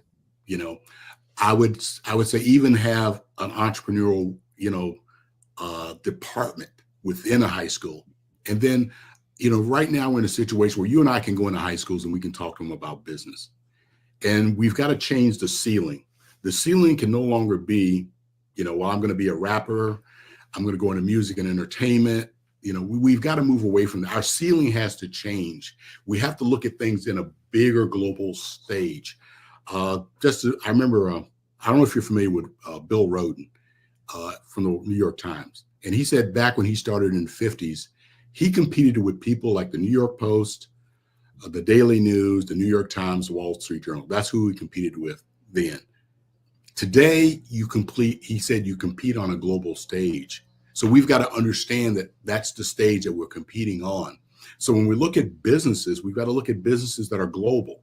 We got to look at businesses that are global, but we also have to look at businesses that are Main Street. There's still going to be a need for plumbers. There's still going to be a need for carpenters. So Main Street is still there. So we've got to look at things of entrepreneurship is business and making money so I can give back to my community. So now I can have a Home Depot in my community. I can have a gas station in my community. I can have a grocery store in my community. And just think about how that community would flourish. Right. Right. So I think we've got to say, okay, this is our plan and this is how we're going to get there. But I think what are the numbers, Sydney? I think it's something like, if we started a business today, for it to be generational, we'd have to be in business almost 200 years. Now, 2 points that you made. One, even in my work with founders and small business owners, one of the things I find, even with especially with the trades, but almost every industry and segment, that people run their business like a side hustle. Yeah. Even when it's their business, they're running it like a side hustle. Doing it on let's use this Band-Aid versus versus, look, I'm building this to last. And so what are the structures? What are the systems? What are the processes I have to have in place to make that? So if I'm a plumber, what's the business of plumbing? I know plumbing. What's the business of business that I apply to plumbing, my plumbing business, so that I can be consequential and substantial and long lasting, and so that I can grow. And then I become the Roto-Rooter, the national plumbing company, or if I'm going to open a hardware store, I'm going to do this to be long lasting, and I become the Home Depot because now I acquire all these other places and blah, blah, blah, et cetera, et cetera. So I think that's a great opportunity that I see in my work with folks of, just getting them to see this is what's possible if you put these structures in place. Otherwise, you're dooming yourself to being this, kind of this afterthought. You bring up a good point. Like I said, I run a entrepreneurship through acquisition workshop. And I was talking to an associate who is in the business brokerage business. And he gave me this example of exactly what you just said, Sydney, that an entrepreneur bought a lawn care company, go out to cut grass. But because he had an operational background like you, he bought another landscaping company. He bought 10 landscaping companies because he knew that by operating at a scale, he could become more profitable. Mm-hmm. So that's what I'm saying. We think in terms of, and that's right down Main Street. How many times have you seen, that you can do this? And also the opportunities of Main Street is this. He also called me and said, Joe, I've got an $8 million tow truck business that's for sale. And I put it out in my network. Only one person called me up and said, hey, Joe, I'd be interested in doing that. $8 million. Think about it, Sydney. So if his margins are 30%, he's generating probably around $300,000 to $400,000 in GP dollars, right? Right. You know what his salary is. You know, one of the things, so to that point, and because of, my career, I was, very diverse in the industries that I managed in. And so from International Paper Company to PepsiCo to Citigroup to JP Morgan Chase. So, for the Eastman Kodak. So all different industries, all different segments, global, I don't get, put off, frightened by, oh, this is a different industry. But you hear so many people, it's like, oh, I don't know anything about that. Again, if you know the business of business, that's a technical piece. You can learn the technical piece in a matter of months, but you'll have the business of business that you can then say, well, this is what that needs. We need to do this and da, da, da. And so they often get thrown off by and scared off by, well, I don't know anything about that. To your point, it's like you're missing an opportunity. That's a highly a business with not only high need, but high margins because of the kind of service that you're providing. That people don't have options usually when they're needing that service, et cetera, and that you can build it and you can use it as a cash cow for other business opportunities. But I mean, that's exactly what the lawn service people did. The cash that was generated off that first purchase financed the second, third, and fourth. Right. But again, like you said, it's understanding business fundamentals. So it's understanding when you walk into a bank, you've got to have a business plan. You've got to have a financial plan. You've got to understand the dynamics of money when it comes to finance. Where's my cash flow? How does my balance sheet look? And if you don't know, then you need to have that circle around you. That's the other thing that we've got to come to grips with, is that I've got 4 people that I call up and say, hey, I don't understand this about a nonprofit. Joe, this is what you need to think about. Joe, you're off base here. You need to get focused here. This thing of I can do it alone doesn't work. Right. So I can call you up and say, hey, Sydney, I've got an issue with cash flow. I've got an issue with operations. Help me out. And you'll say, da, da, da, da, da, boom. And that's how you keep a business successful, is that you have those 3 or 4 people around you that you can call up and say, hey, give me a sanity check. I need this.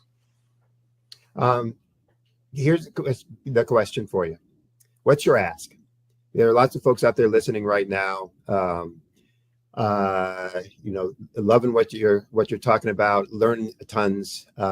Do you have an ask for the audience that's going to help? Of course I have an ask. What's that? Write a check. Here's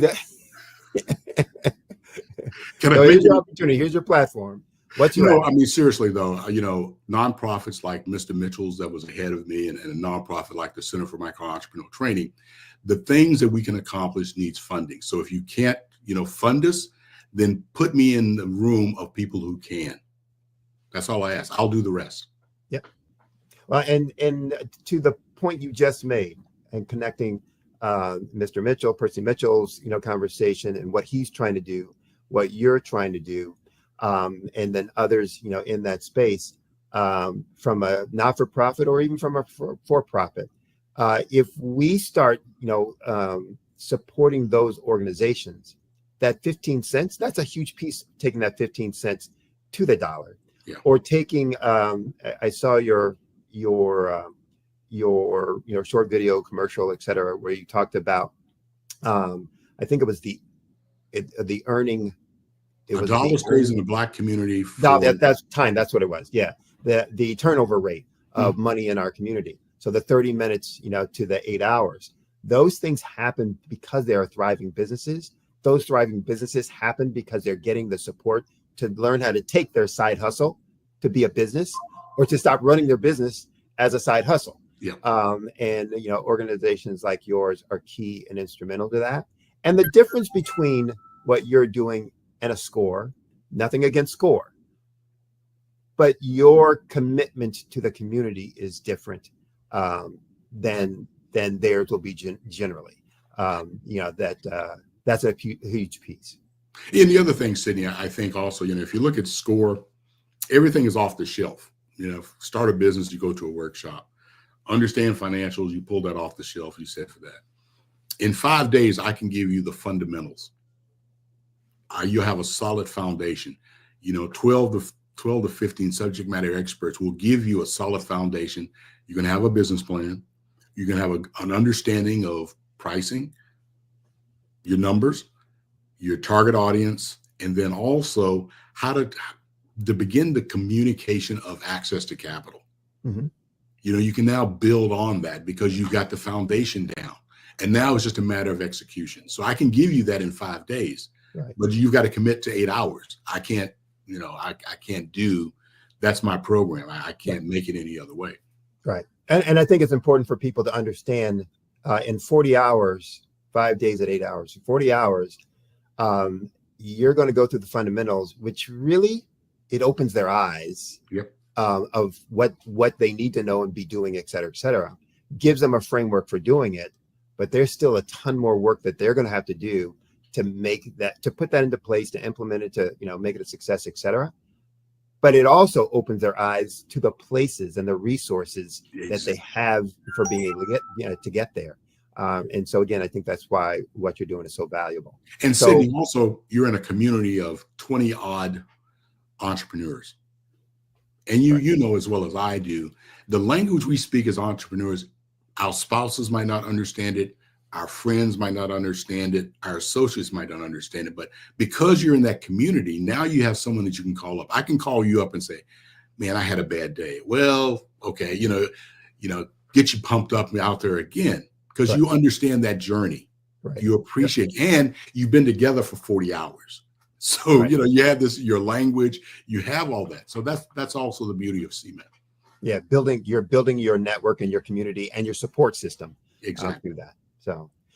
So talk about, we're running out of time. Talk a little bit about how people can reach out to you to be involved in your program, to give you, some resources or to, put you in contact with the resources. So what's the best way for them to get in contact with you?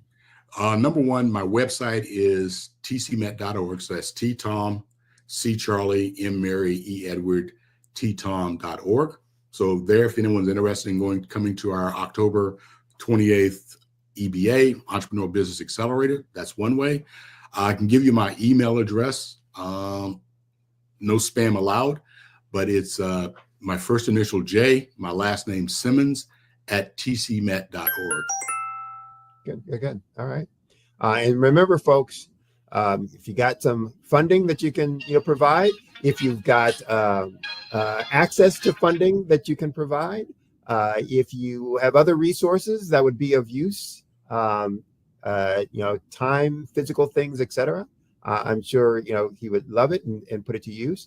Or if you're someone out there wanting to start a business and want to use or take advantage of the courses and training, I think that's all there. And I would love to connect with you outside too for some ways that I can help and support and be involved in what you're trying to do. So okay, look forward to connecting with you, Sydney. Yep, and look forward to having you back again so we can go into even more depth of some of the things that you're doing. Hear some more success stories, and maybe even the next time bring on one of your successful cohorts and go from there. So, love to. All right. So with that, I'll say genius is common. I'll see you on the other side. Thanks. That is a phenomenal program. And for those who are, in need of, guidance, et cetera, there's an avenue for you to go through. For those who can help and support through funding or contact with funding, those kinds of programs, need it tremendously, and you'll be doing, good work. Black Business Expo, the mission for the Black Business Expo is to raise funds for high school seniors going to college or for K through 12 entrepreneurs. The expo is a fundraiser for students, so you can go to www.blackbusinessexpousa.com. Again, that's www.blackbusinessexpousa.com to donate to the scholarship fund. You can also use Cash App, and the account number there is $BBX USA. Again, $BBX USA.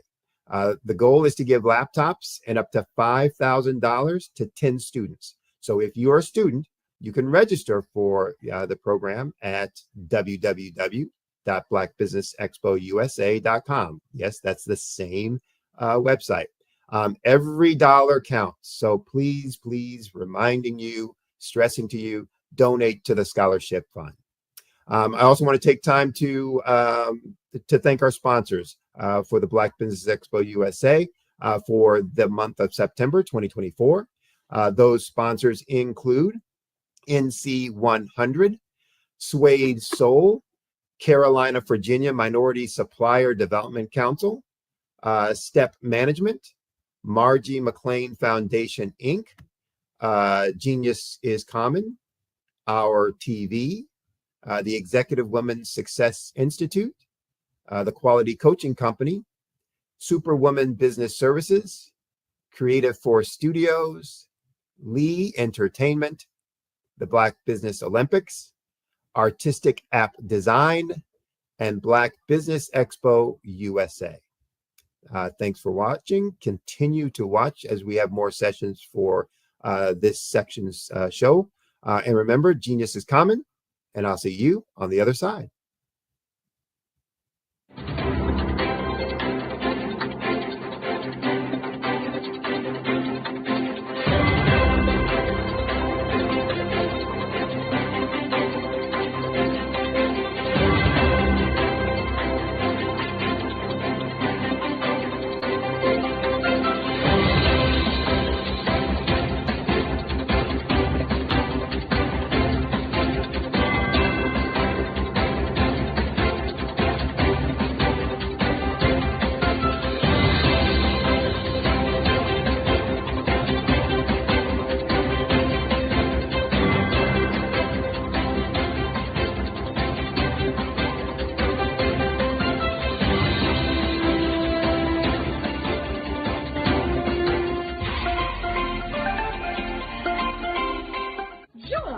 Dr. Eric Kelly III and a host of phenomenal speakers from all around the globe for this 7-day virtual event that you don't want to miss.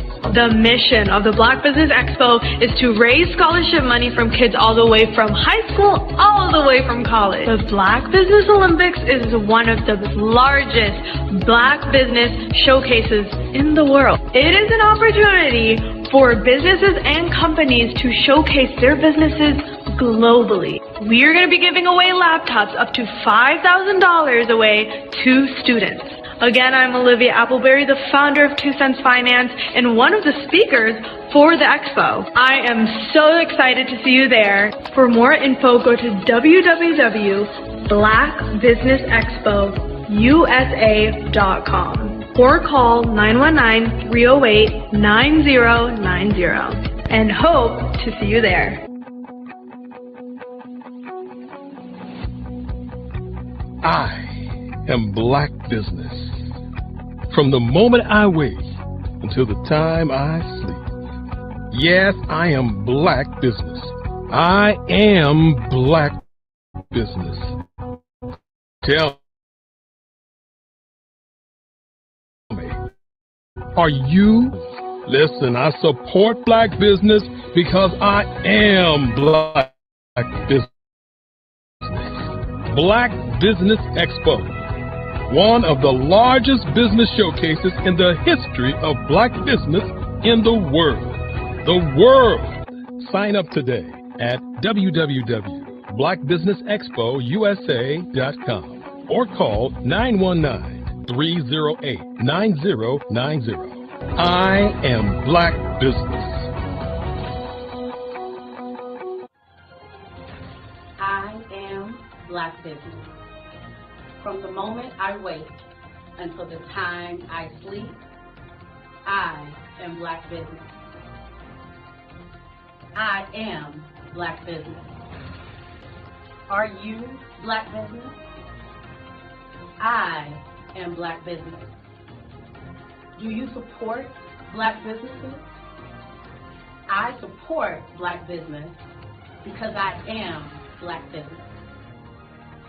Black Business Expo, one of the largest business showcases in the history of Black America in North Carolina.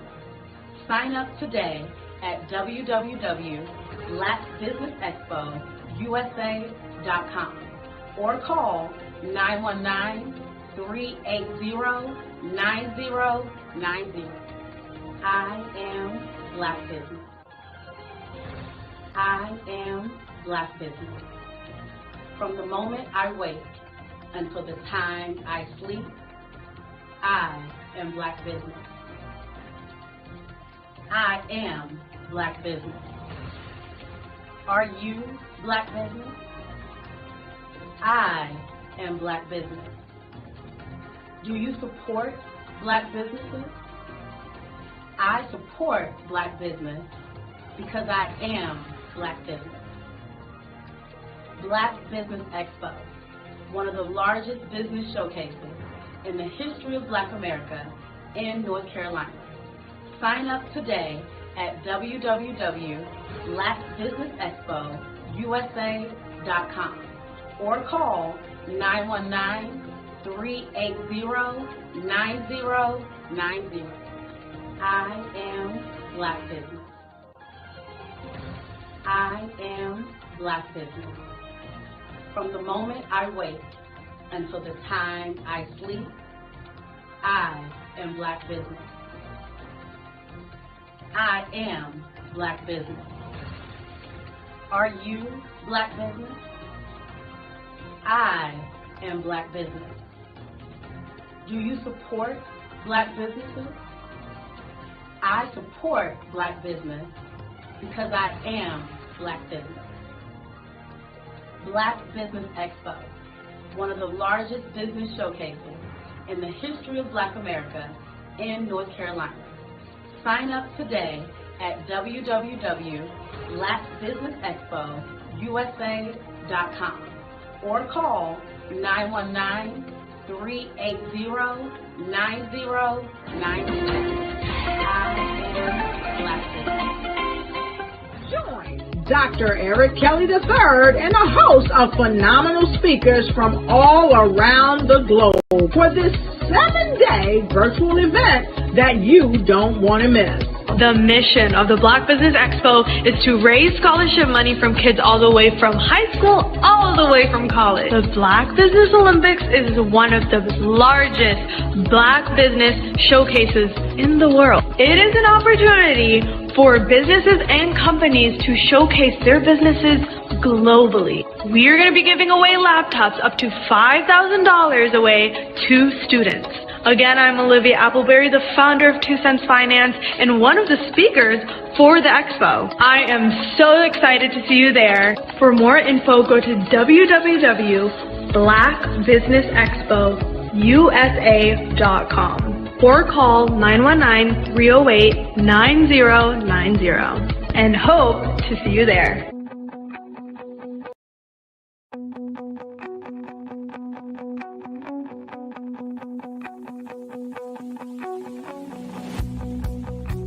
I am Black Business. From the moment I wake until the time I sleep. Yes, I am Black Business. I am Black Business. Tell me, are you Black Business? I am Black Business. Do you support Black businesses? Listen, I support Black business because I am Black Business. Black Business Expo, one of the largest business showcases in the history of Black business in the world. The world. Sign up today at www.blackbusinessexpousa.com or call 919-308-9090. I am Black Business.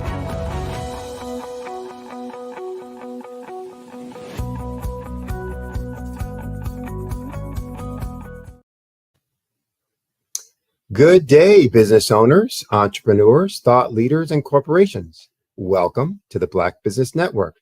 My name is Sidney Wormsby. I am a business growth Imagineer, and I'm the founder of Strategic Solutions, which is a business consulting practice.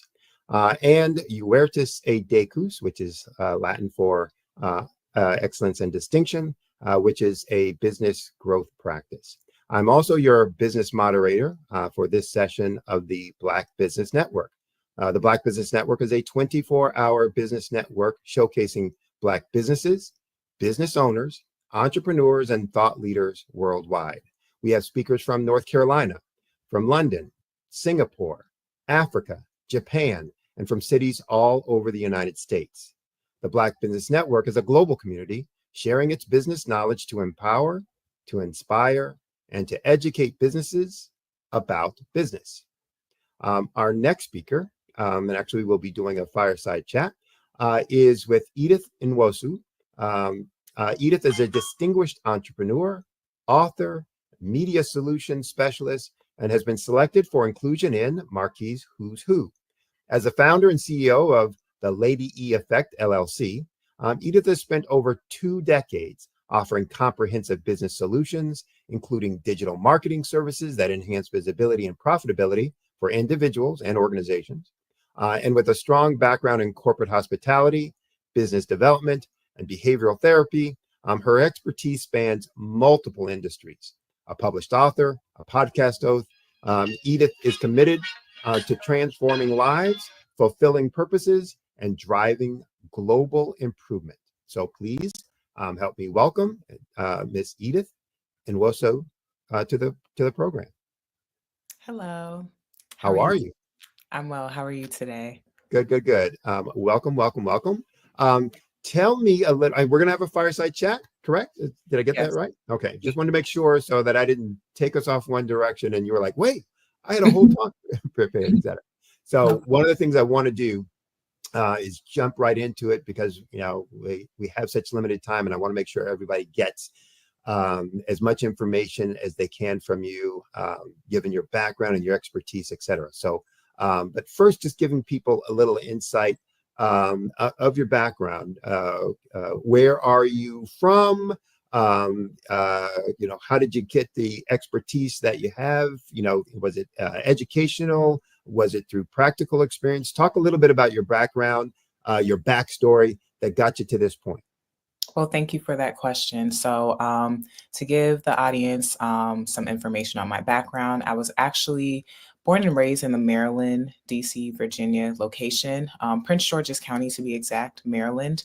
And my family comes from a Nigerian Igbo background. So very young, since elementary school, I participated in practicing areas, volunteering areas, in areas of special needs, disability, child development, and definitely it started with education. I come from a very entrepreneurial and business savvy family that doctors, engineers, lawyers, as well as those that own healthcare industries, and very, very diverse. So I was very influential in the community affairs. So even starting as young as 8, doing newspapers and things like that, and participating in city campaigns as well. I've had the blessing of, through school and volunteering, as well as in jobs growing up very young, just really shaping the direction of my business where I am now. So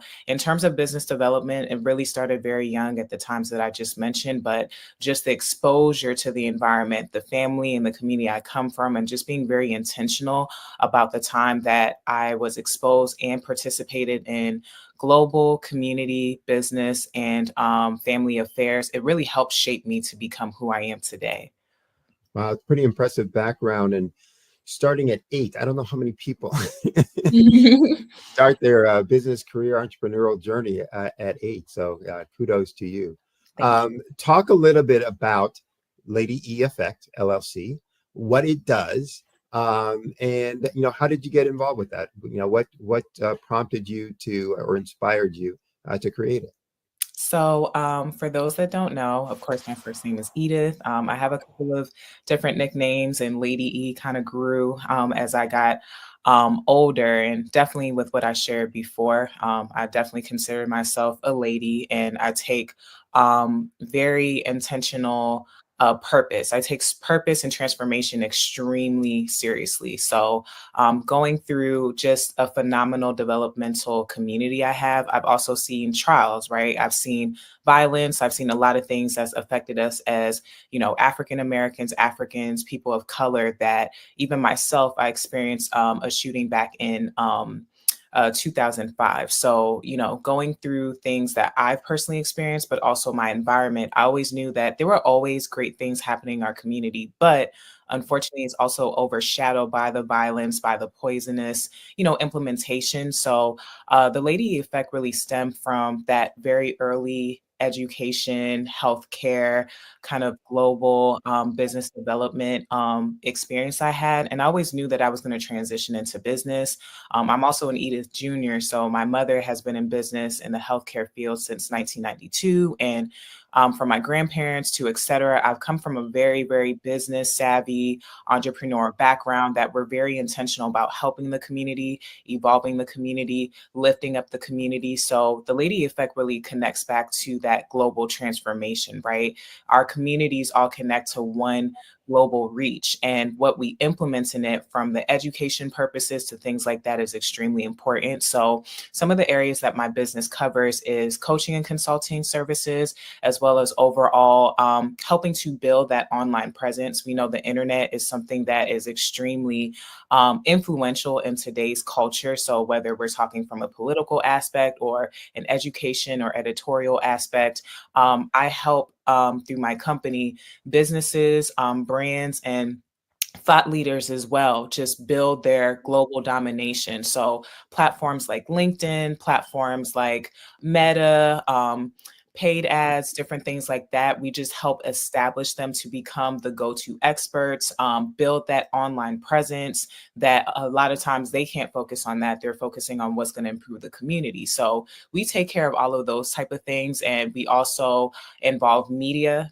solutions. Of course, people think about media from an aspect of, TV, this and that, but media is huge, right? A lot of us wouldn't know each other without media. So solutions is there because I believe in providing proper implemented solutions to improve our communities. So talk about some of the transformations that you've been able to drive, deliver, for some of the organizations that you've worked with. And talk about that in terms of the accountabilities that you feel are important for someone like you, a company like yours, in working with entrepreneurs. Very great question. Thank you for asking. So my answer to that is, number one, when it comes to accountability first, we have to be aware that there's a problem, right? In order for there to be a solution, there has to be an identification of a problem first. So in the diversity of what even led me into business, and while I was in business, still participating in areas where I can work with other companies and things of that nature. Number one, mental health is extremely important because, of course, as adults, we think about business, we think about providing for our families, our communities, but are we honest with ourselves in terms of what's going on in our minds? So with that coaching and consulting area that I have, working with clients of adults and of adolescent ages, observation is something that is extremely important to me because outside of initially asking questions, when you observe and you listen to the body language, the facial features, the tone of the person that you're speaking to, and then also creating a very safe space for them to lay out what their problems are, what their issues are, whether it's an actual corporate company that you're speaking with, or it's an actual individual that's dealing with substance abuse, which I've had experience doing that as well. The transformation really starts with identifying the problem. Right. So there can't be transformation without that. So once that is identified, I do provide, trainings and, different activities to help break down what those issues are. So it can be in a more simplistic format. And from there, with the activities that I implement for that guest, for that client, what's most important is for them to understand that they already have the solution. So we use our expertise to just bring to the forefront what they already have. Personally, for me, I don't believe in like soul searching. We all were created for a purpose. So we just need to be around the right individuals and professionals that help provide that, where we're more tunnel vision, laser focused, and we understand that with our purpose and overcoming our challenges through our purpose, we're able to evolve. So that's where that transformation takes place. We're already reminding our clients that they already have what it takes to be successful. So eliminating the limited mindset, right? The poor mindset or the discouragement or the unbelief. We believe that it's important to focus on the areas of what helps them thrive, what helps them succeed, their strengths, and building off of that. And then also transitioning their weakness into something that they can apply their strengths to amplify from. So there's a lot of different ways that you can apply different activities for transformation, but it really starts with your mind, I would say. Okay. You used the term earlier, profit domination. Talk about how you define that as an organization, and then talk about some specific, strategies that you use when working with your clients or with individuals on achieving profit domination. Yeah, so again, very good question. When it comes to profit domination, right? So I like to take my media and really utilize the internet because, again, the internet is just a massive way of how we connect. So whether it's live streams, whether it's through social media, whether it's through simply a website or even Google My Business page, these are all ways that people that don't know who you are, that tend to be your target audience for businesses that understand how to niche and focus on that target audience, and also understand they're building a community from that as well. The profit domination pretty much comes. The Black Business Expo is changing my life. This year, they are giving away laptops and even $5,000 in cash to students just like me. I'm Alexis, and I want to go to college to fulfill my dream of becoming an entrepreneur. Help the Black Business Expo going to www.blackbusinessexpousa.com and also becoming a vendor, a sponsor, or donating. I support Black business because I am Black business. Black Business Expo, one of the largest business showcases in the history of Black America in North Carolina. Join Dr. Eric Kelly III and a host of phenomenal speakers from all around the globe for this 7-day virtual event that you don't want to miss. The mission of the Black Business Expo is to raise scholarship money from kids all the way from high school, all the way from college. The Black Business Olympics is one of the largest Black business showcases in the world. It is an opportunity for businesses and companies to showcase their businesses globally. We are going to be giving away laptops up to $5,000 away to students. Again, I'm Olivia Appleberry, the founder of 2 Cents. Then I feel like I'm elevating my own self as well. What you know and I know together can change the world.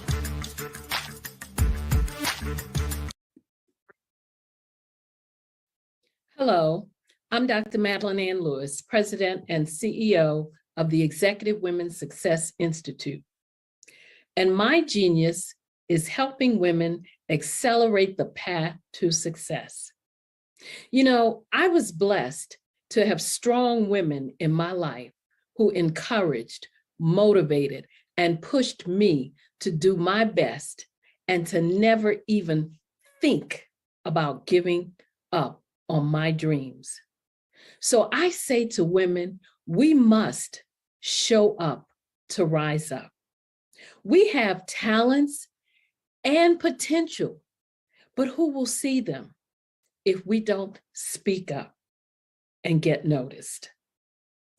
I know that women are a tremendous resource on this planet, and there is nothing more fulfilling than helping a woman tap into her full potential. I do this because I want to be a part of helping as many women as I can to show up, to rise up. I do this because genius is common. Follow the Brand TV broadcast host, Grant McGaugh, as he visits with top executives and entrepreneurs to find out their secrets of success with their personal brand. Follow the Brand TV broadcast host as he focuses on brand development to build better relationships, bring value to your business, relationships, and career. You will enjoy listening to each episode that is tailored to speak to you directly. If you're looking for this type of clarity in terms of building your brand, you have tuned into the right station. Each episode will help you to shape a conversation in the 5-star BDM network of 20,000 professionals and become a springboard for your corporate engagement and business opportunities. Each guest will frame their story in the areas of personal branding, business development, career development, financial empowerment, and technology innovation. Grant McGaugh explains why he is the CEO and owner of his own professional career. Grant is an accomplished business leader and entrepreneur who wants to give back to individuals to grow their personal brand strategy. Tune in as he weaves his story about new possibilities, while to you exceed expectations. If you love storytelling, this show will make for fun. Sometimes you got to hear the news from the Black perspective, and more specifically, Black publishers. And that's exactly why you have to download the HeyTie app, the largest mobile app delivering breaking news, videos, and podcasts from 200 of your favorite Black publishers. Yes, 200 Black publishers delivering news as it happens, literally all in one app. Go to HAYTI.com or download the app in the Google Play Store or Apple App Store. It's completely free, along with information that you can trust, so go check them out. Over the past few years, we've seen the growth of existing and new initiatives focused on financial inclusion, building global networks, and reducing the wealth gap in response to the idea there's not enough seats at the table.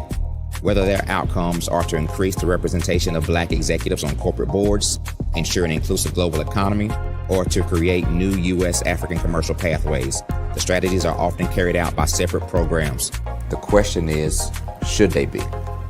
With the continent of Africa being home to more than half of the world's fastest growing economies, the youngest workforce, over 400 companies generating more than $1 billion annually, 700 generating more than $500 million annually that are poised for growth, and being the destination of nearly $5 billion in venture capital in 2021. Diversifying U.S. and Africa commercial engagement by building bridges between African businesses and their U.S. diaspora should begin being seen as mutually beneficial. From helping to reduce Africa's enormous capital gap to catalyzing two-way trade opportunities, the COVID-19 global pandemic hopefully has taught us that global challenges and opportunities are more interconnected than we thought. During the pandemic, African companies like Unicorn Flutterwave, insurance provider Reliance Health, ride-hailing app Yasir, and 54Gene, the continent's first bank of DNA on people of African descent, proved that when African companies have access to networks, capital, and information, they grow big, grow fast, and create solutions that are valuable to the world. This is why Be Direct was created. We are the first U.S.-based but African-centric board preparedness and board search company designed to connect U.S. Black talent and corporations to African businesses.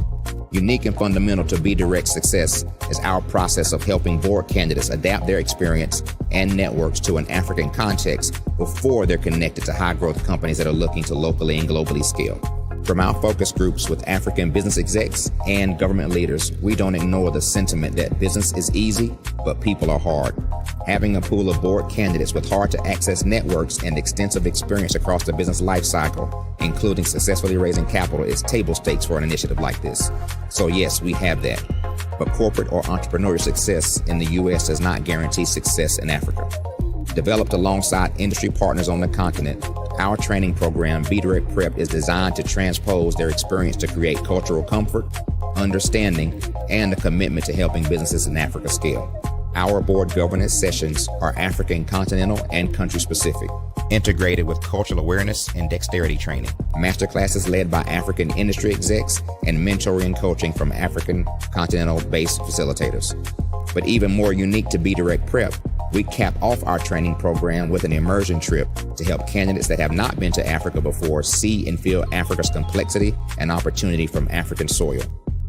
We all know traditional network-based board placement has historically left a lot of us out of ever really being in the paid board pipeline. Our strategy supports the work of many great organizations that are successfully filling seats at U.S. board tables by creating more tables for those that are still left on the sideline. It's time to start seeing the role and value of U.S. Black talent and businesses on the continent of Africa differently. Old perceptions and habits limit economic inclusion. Let's transition Black talent and the African businesses they will support from the periphery of the global economy to its core. Living in a global lockdown, we all know now how fast local and global economies can change and see the value of having businesses that hire, strengthen local value chains, and even grow globally. Status quo in any form holds back progress. We must democratize U.S.-Africa commercial engagement by socially and economically connecting cultures that have long been disconnected. It's time for Africa's U.S. diaspora to redefine their global value by helping African businesses scale continentally and globally. Welcome to Intentionality with Dominique, the show that helps business owners become valued and in-demand suppliers in the marketplace to scale their businesses. Let's start today's show with host and intentional connector, Dominique Simpson-Milton. My favorite question to ask, but what would you say is the difference between working in your business versus working on your business?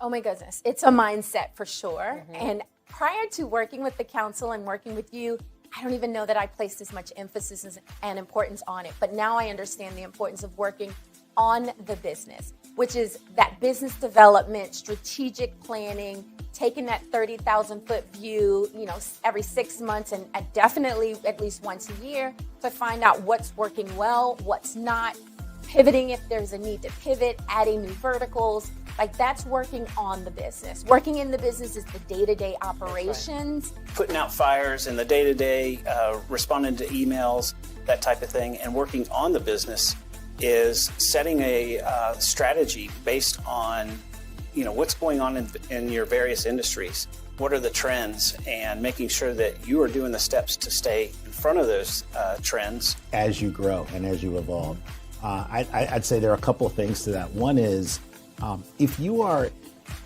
in the weeds every single day, and quite frankly, when you start a business, there's not a lot of, it's hard not to be, right? Because you're probably small when you start. There are probably not enough resources for the things that you have to do. That's normal.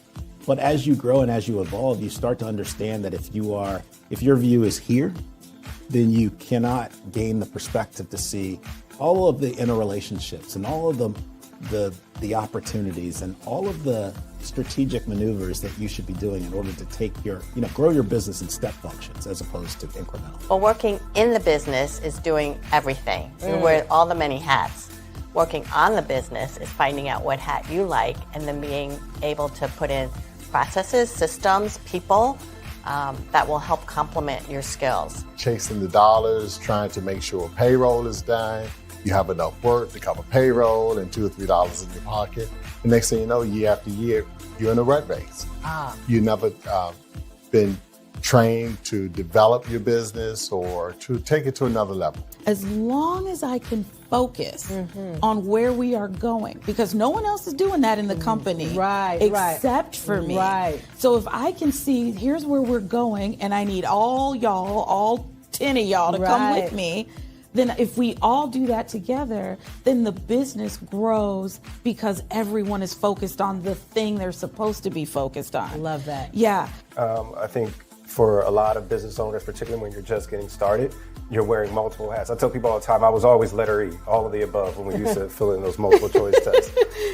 And even now, I still do a lot, but what is really great is that right now I'm in Richmond. My team back in Raleigh is handling everything. I don't have to pick up the phone. I don't have to check that email because I know that they can take on whatever is being thrown at them. Take time to slow down in order to speed up. Invest in CVM SDC developmental programs each year to grow your business. Working in equals maintaining. Working on equals growth. Visit cvmsdc.org for more information on our development programs.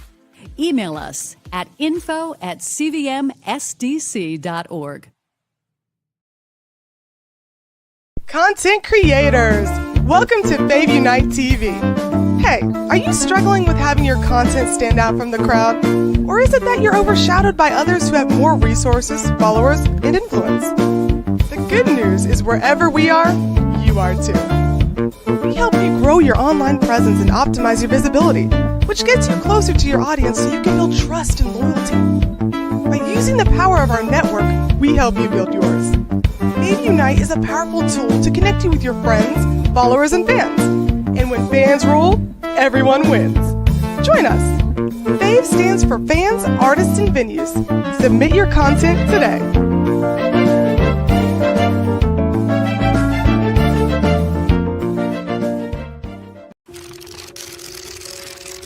Bravery is not the absence of fear, but the ability to overcome it. We stand for those who defy suppression, who speak out, and those who walk the road less traveled. Everyone deserves to be seen and their voices to be heard. We're sparking a movement, growing a community of creators united by the desire for freedom, choice, equity, and ownership. At Fanbase, it's all for one and one for all. We support each other to guide, promote, and uplift you in a place where you can unapologetically be yourself. A place where your voice, ideas, and creativity are not just welcomed, but celebrated. We are Black founded, minority funded, and supported by a diverse, inclusive, powerful community that believes in the strength of authenticity and individual choice. Regardless of success or background, we welcome you. The marginalized, the underappreciated, the successful, the superstar. We're for all who seek a space to express themselves freely, where they are rewarded for being their authentic, true self. We transcend labels because only we have the right to define ourselves. We are built for the brave, the culture, the creators, and for the future where everyone has the power to shape their own destiny. Where all are empowered, voices are amplified, and freedom is embraced. For the first time, you have a chance to own the platform you helped make popular. It's a revolution, a movement in how we connect, create, and share. Everyone is a creator, and everyone has a fan base. Here, you can be you without limits. Artist to me is a creative expression of something from nothing. You know, it explodes onto the canvas, or it explodes on in my work. One of the things that I try to do more than anything is I try to just give the lines and the movements and emotions and expressions into what I do. Art really means to me a chance to express how I feel deep down inside. Most of my art begins as a thought that I might have, you know, whether it's sports, whether it's history, whether it's a woman or a man. It pretty much starts as an idea of thought before I get into the actual image of what I'm going to draw. I do a lot of historical pieces. I was a history minor in college, and I love to do history pieces. And a lot of times I'm thinking about history, and then I try to make that history impact you as you look at it. That's one of the reasons I do pictures so large. People ask me, why do I do the pictures so big? And I tell them, I want the piece to impact them as they're looking at it, to kind of dominate them, dominate their space. And most of my pieces I try to do off page. I don't try to do anything that's going to be in those four corners or in a square. And I want your imagination to be a part of the piece that you're looking at.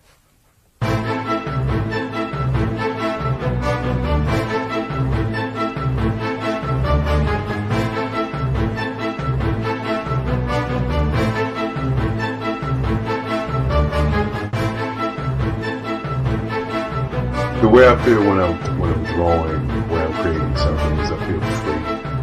I feel like there's an anticipation of something that's going to come. I try not to draw first. I try to draw second. And what I mean by that is I try to allow myself to kind of get into the piece and just relax. Sometimes I miss time. I'll draw 2-3 hours, sometimes 4 hours. And while I'm drawing, it's just a free. I just feel free. I mean, I feel like time stands still.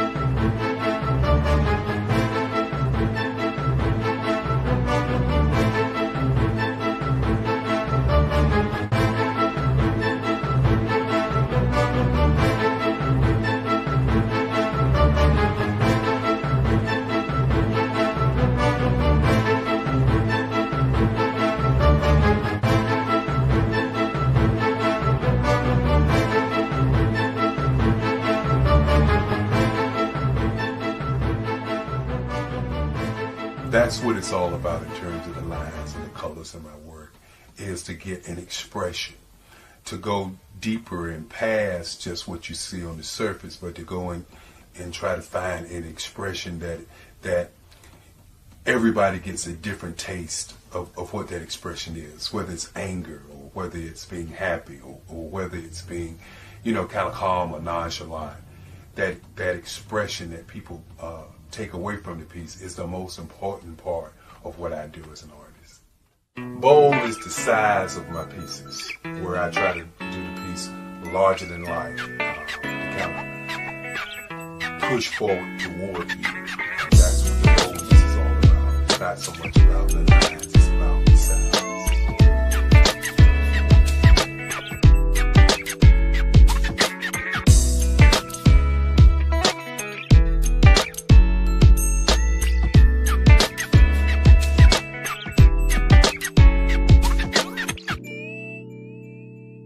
The Face of Change art show is inspired by my mother, but more importantly, it's a historical moment in time as the pieces depict different emotions and expressions of Barack Obama. The 44th president is indicative of the 44 pieces of art that I have done in this particular collection. When you begin to think about expressions and portraits, this is a portrait gallery of expressions of what transpired as Barack Obama ran for office. Some of the pictures are abstract and some are expressionistic. And I combine both of those forms of Successful art entrepreneur to create this collection of art pieces.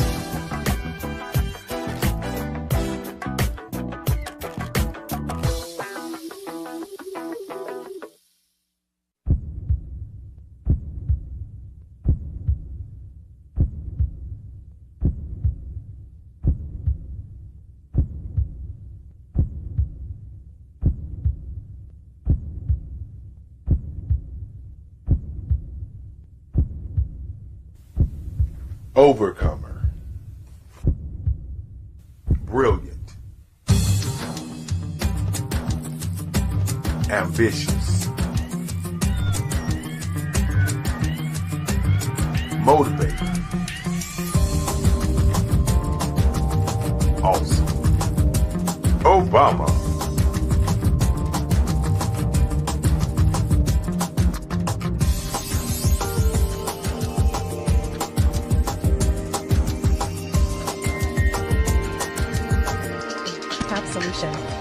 Our motion work AI videos transform your brand storytelling with our cutting-edge AI-driven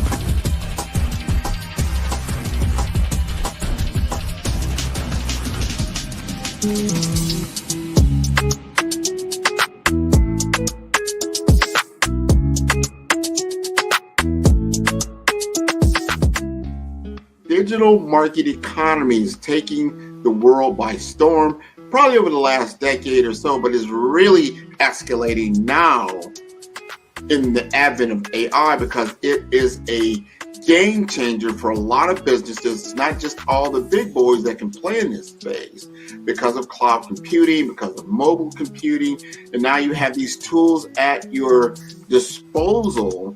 You've got a laptop, you've got a computer, you can now digitize yourself to a level and get your message out there, and that equates to business.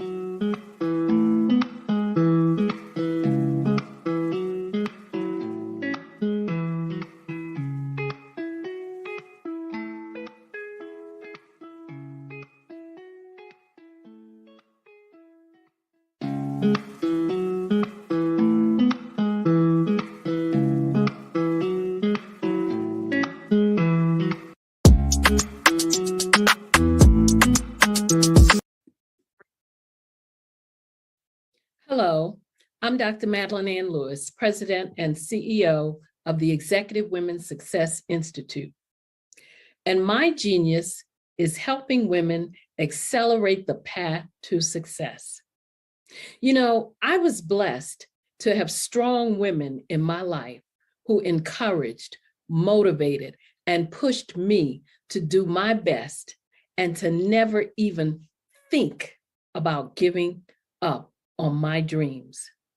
So I say to women, we must show up to rise up. We have talents and potential, but who will see them if we don't speak up and get noticed? I know that women are a tremendous resource on this planet, and there is nothing more fulfilling than helping a woman tap into her full potential. I do this because I want to be a part of helping as many women as I can to show up, to rise up. I do this because genius is common.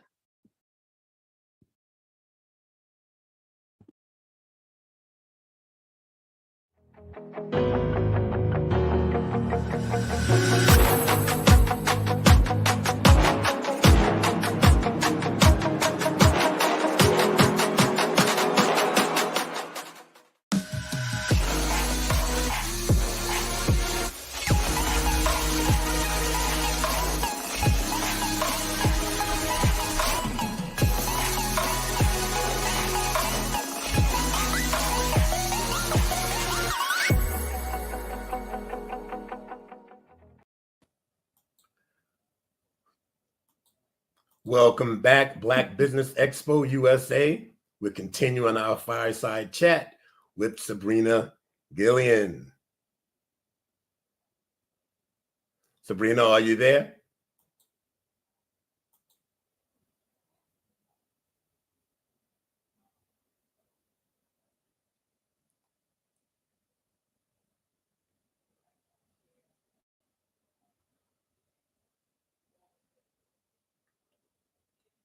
Sabrina, are you there?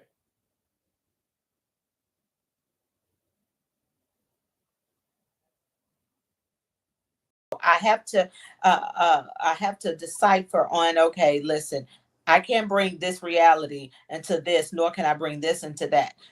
On days I can, but 9 times out of 10, I can't. I keep the world separate because I cannot make certain things happen in the real world because, honey, they want to wear it for 2 months and it's only made for 12 hours. I hope that answers that. That's interesting. That's interesting. It sounds like to me that you do have to be a bit of a magician, and you got to definitely employ your imagination to make the vision that producer or that director wants to come alive. So I definitely. No doubt. So what advice would you give to someone interested in transitioning from cosmetology, say, to the acting or acting profession or vice versa? Okay, so as far as acting, when you mean acting, as far as doing hair behind the scenes, acting, yeah, that behind the scenes. Let me tell you something. You have to be strong-minded. Okay. Number one, you have to say bye to your clients. Okay. You have to say bye to your clients. When I mean bye to your clients, in this industry, you let's say they hire you for 3 months. You have a job for 3 months, and the next 3 months you don't have a job. So with that being said, you have to have that strong will, strong mind, in balance and managing money is huge, because in a salon, you're used to making money every day. And on TV, you can make money for 3 months, but it's such a big lump sum that it can honestly last you for a year. But you have to use wisdom. Again, we go back to wisdom on how much can I spend, because you're making so much money at one time to where you can go and splurge and really live that lavish life. For the next 3 months, you don't have a job and you'll be homeless. So I tell my stylist this. I said, now, you have to have some type of balance. You have to have some type of wisdom, and you have to, what's the word I'm using? You have to budget.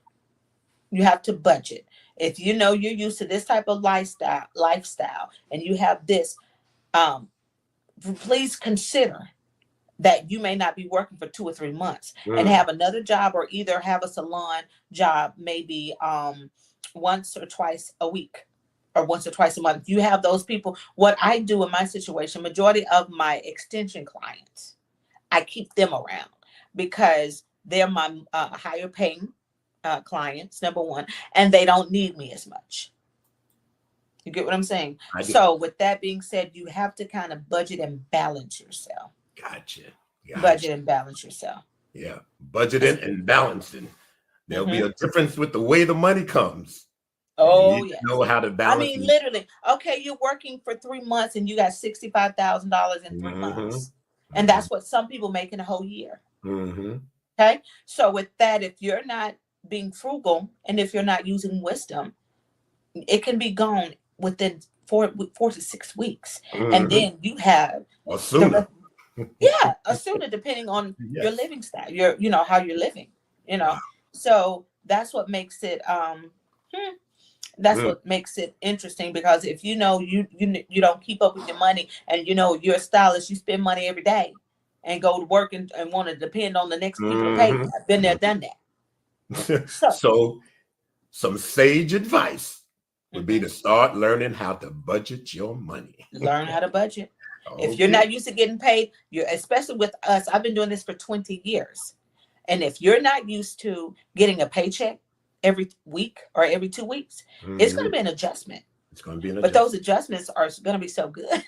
All right. Those adjustments will be so good. So Sabrina, you'll get used to it. You'll get used to it, huh? Yeah. You're going to have to, right? You'll get used to it, yes. Sabrina, how do you manage to stay inspired and continue growing in such a multifaceted career? I know it's not all glamour. I know it's not all you're up and excited every day. How do you stay inspired? How do you do that? The only thing that's keeping me together is God. Okay. Me staying in my word. I meditate day and night. Right. I read day and night. That's the number one way that I'm sane is my prayer life. Wow. I have a relationship with Abba Father, and He leads and guides me on everything that I do, through the tough days, through the challenges.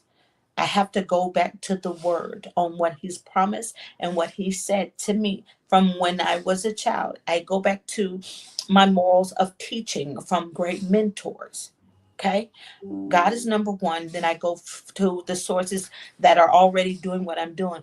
And I ask them, what do you do to stay ahead? What do you do? I exercise daily. I eat healthy. I stay around positive people and happy people. Every day is not going to be happy. Every day you won't be around those type of people. But if I can feel an energy, if I feel someone's spirit, something's off, kind of stay away from that, because especially if I'm in a place.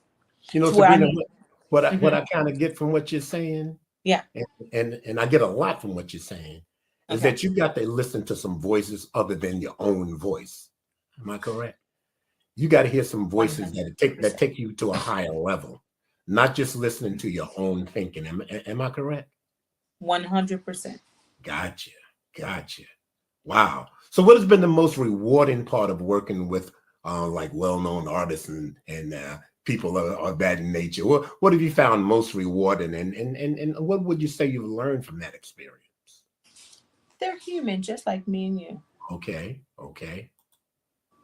Sometimes they have way more problems than you and I put together.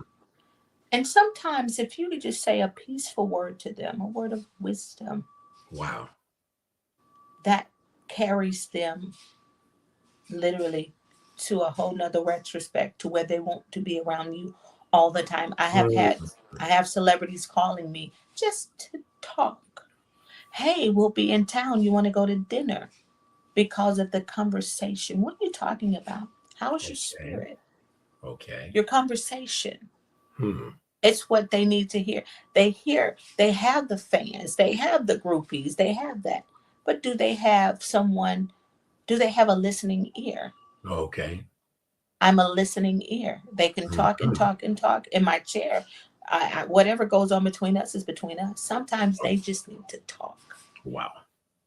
And that while they're talking and I'm understanding, out of all the things they're talking to me about in that 1 hour, I will give them a 4-letter word. It is well. It is well. That's 3. It is well. Don't worry. Don't stress. It's all working together for your good. Little nuggets like that go along. I love it. You are in the right place at the right time. The Black Business Network opens again for its Black Business Olympics, a 24/7 broadcast on business, strategies, global branding, social media marketing, finance, advertisement, and much, much more.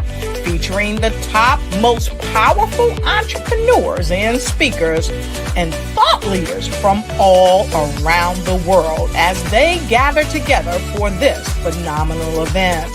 Join the Black Business Network streaming live into the metaverse, STEM City, USA, Black Multiverse, Pod TV. Opportunity for businesses and companies to showcase their businesses globally. We are going to be giving away laptops up to $5,000 away to students. Again, I'm Olivia Appleberry, the founder of 2 Cents Finance and one of the speakers for the expo. I am so excited to see you there. For more info, go to www.blackbusinessexpousa.com or call 919-308-9090 and hope to see you there. I am Black Business. From the moment I wake until the time I sleep. Yes, I am Black Business. I am Black Business. Tell me, are you Black Business? I am Black Business. Do you support Black businesses? Listen, I support Black business because I am Black Business. Black Business Expo, one of the largest business showcases in the history of Black business in the world. The world!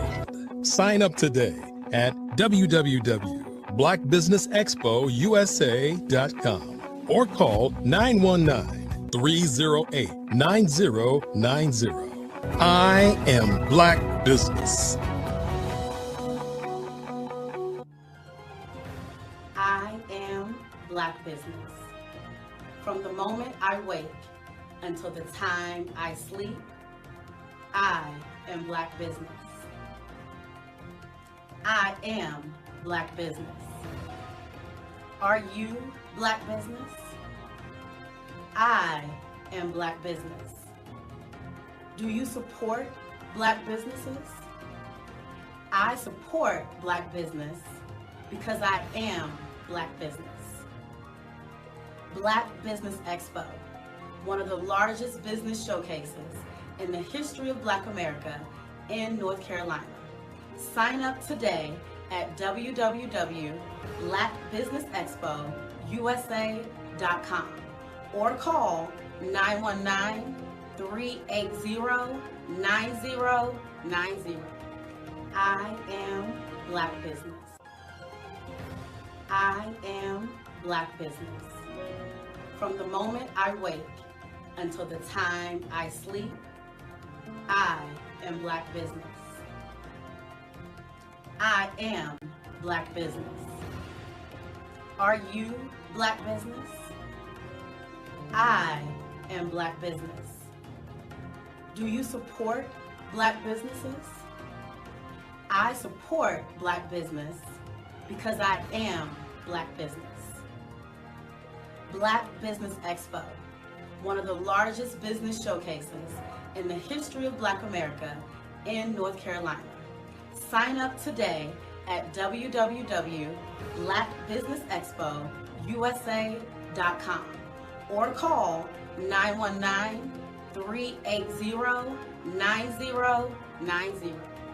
I am Black business. I am Black business.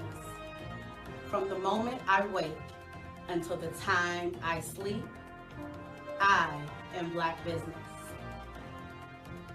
I am Black business. Are you Black business? I am Black business. Do you support Black businesses? I support Black business because I am Black business. Black Business Expo, one of the largest business showcases in the history of Black America in North Carolina. Sign up today at www.blackbusinessexpousa.com or call 919-380-9090. I am Black business. I am Black business.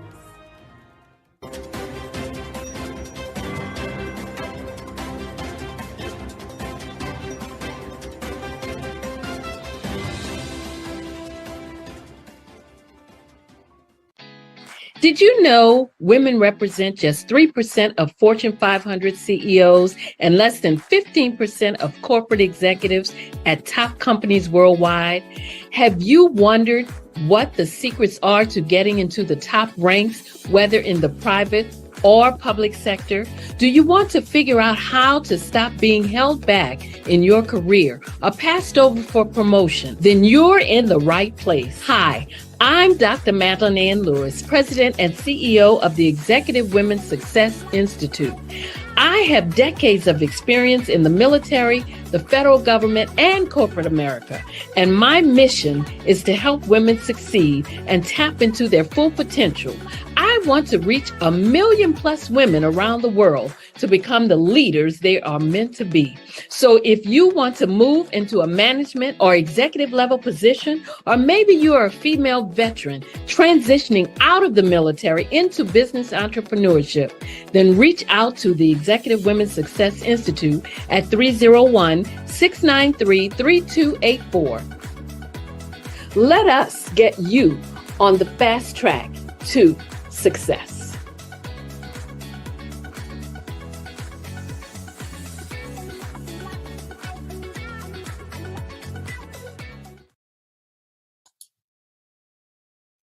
Hi, I'm Barbara Smith. Genius is common. My genius is executive coaching and professional corporate training. As the master executive coach and corporate training ambassador for the Genius is Common movement, I help business owners craft their stories in such a way that you know exactly what they do, what they have, and what they bring to the table. Many times as business owners, we are asked, so what do you do for a living? And we could be crushing in our businesses, but we're not quite sure exactly what to say in a short amount of time. Well, I help you take those stories that are the reason why you're in business and why you're so passionate about your business and craft them in such a way that people are drawn to you as opposed to being repelled by you. Because every conversation, every time you talk to someone about your business, you are excited about it. But are you really conveying what you do, what you have, and what you bring to the table? And do really people understand why you care so much and why they should care that you have the solution to their problem. Well, I'm here to help you with that. As a master storyteller, I can help you with your stories and spin them in such a way that they are intriguing and fascinating. People want to listen to you talk about your business. That's why at the Genius is Common movement, I am the master executive coach and professional training ambassador. That's my genius. And genius? Oh yeah, it's common. Hello. 안녕하세요. Hola. Have you heard about the CVM SDC Student Pitch Competition? It's your chance to win up to $3,000 in prizes. It's the perfect opportunity for young entrepreneurs of color to shine. Are you a student entrepreneur age 25 or younger? Do you have an amazing business idea waiting to take off? Well, this competition is for you. SAS is excited to sponsor this year's competition. First place wins $2,000 in cash and $1,000 in marketing services. Pitch your groundbreaking business concept. Show off your talent and creativity. So what are you waiting for? Submit your pitch today. Link in bio. Don't miss out on this incredible opportunity. Apply now. Now. Submit your pitch now. Hello, I am Dr. Eric Kelly III, the visionary strategist and founder of the Black Business Olympics. I invite you to showcase your Black-owned businesses on the Black Business Network global stage. The Black Business Olympics is a global Black Business Network platform that propels Black-owned businesses into the international spotlight. By showcasing your business on the Black Business Olympics platform, you can reach a worldwide audience of potential customers, partners, and investors. You can also establish yourself as a thought leader and expert in your field, attract lucrative partnerships, and more speaking engagements. In addition, the Black Business Olympics platform provides a valuable opportunity to connect and collaborate with like-minded entrepreneurs and business professionals from around the world. This can lead to new business opportunities, ideas, and relationships. Finally, by sharing your story and expertise on the Black Business Olympics platform, you can inspire and empower others. This is a powerful way to make a positive impact on the world and leave a lasting legacy. If you are a Black-owned business owner, I encourage you to seize the opportunity to showcase your business on the Black Business Olympics platform. It is a once-in-a-lifetime opportunity to make an indelible mark on the world. Be one of the 1,000 visionary entrepreneurs who are changing students' lives, shaping industries, and leaving an unforgettable legacy for their families. Unleash your voice on our global stage and watch your business thrive. Black Business Olympics is one of the largest Black business showcases in the history of Black business in the world. Yes, the entire world. Just give me a call today at 919-308-9090.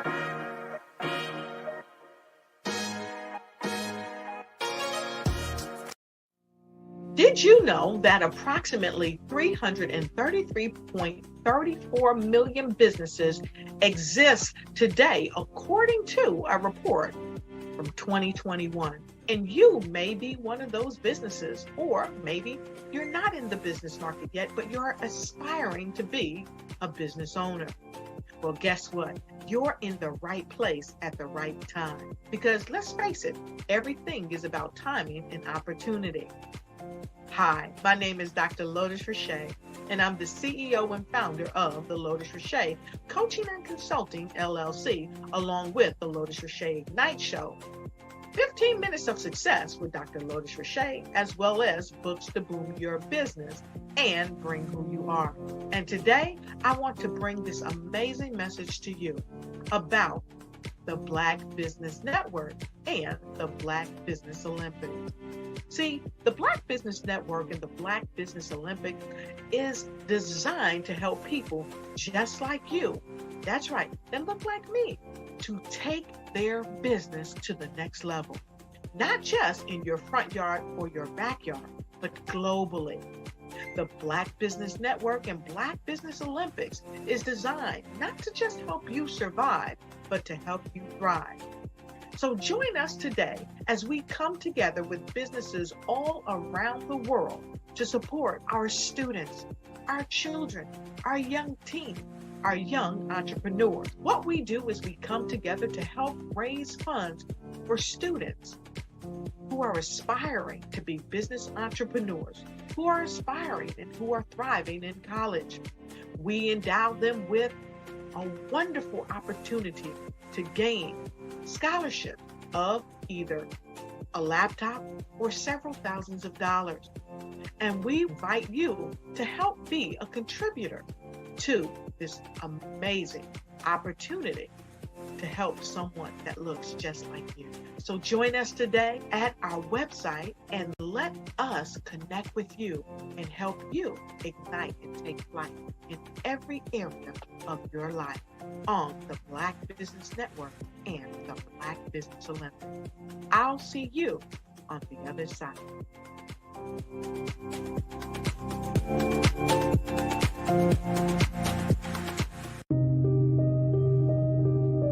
The Black Business Expo is changing my life. This year, they are giving away laptops and even $5,000 in cash to students just like me. I'm Alexis, and I want to go to college to fulfill my dream of becoming an entrepreneur. Help the Black Business Expo going to www.blackbusinessexpousa.com and also becoming a vendor, a sponsor, or donating.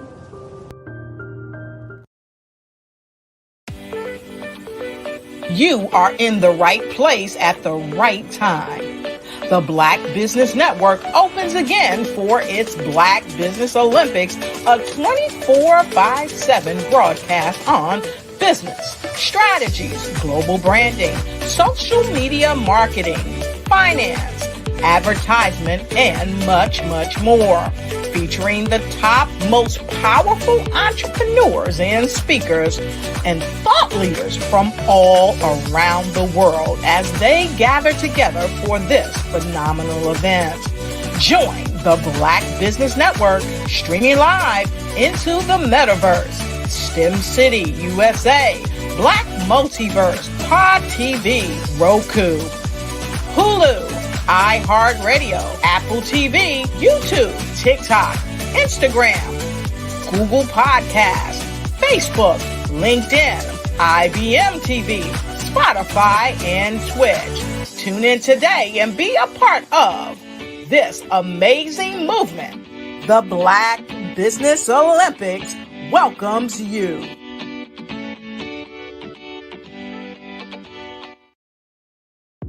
The Black Business Network and Black Business Olympics are essential platforms for Black business owners globally.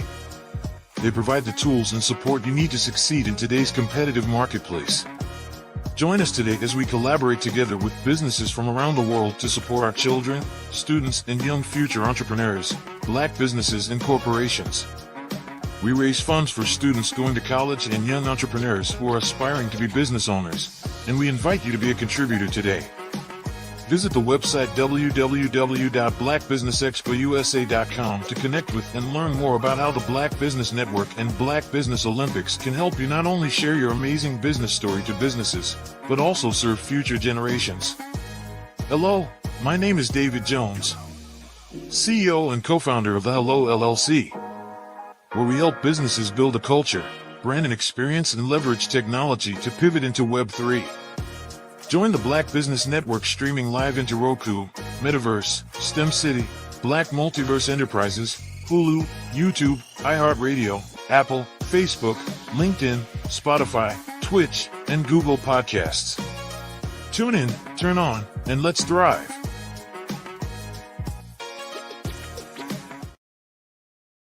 Hello, 안녕하세요. Hola. Have you heard about the CVM SDC Student Pitch Competition?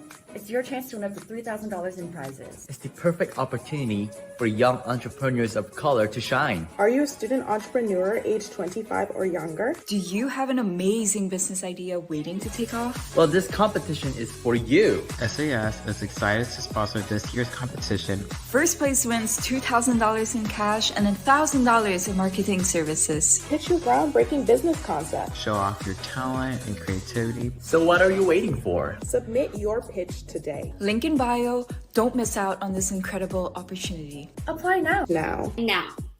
Submit your pitch now.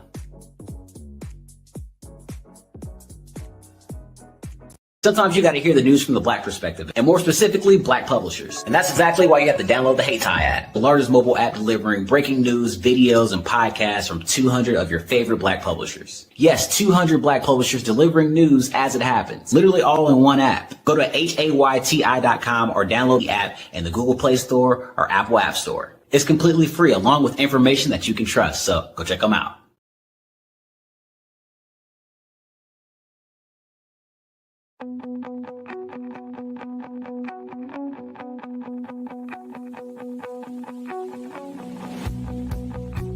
I am Black Business.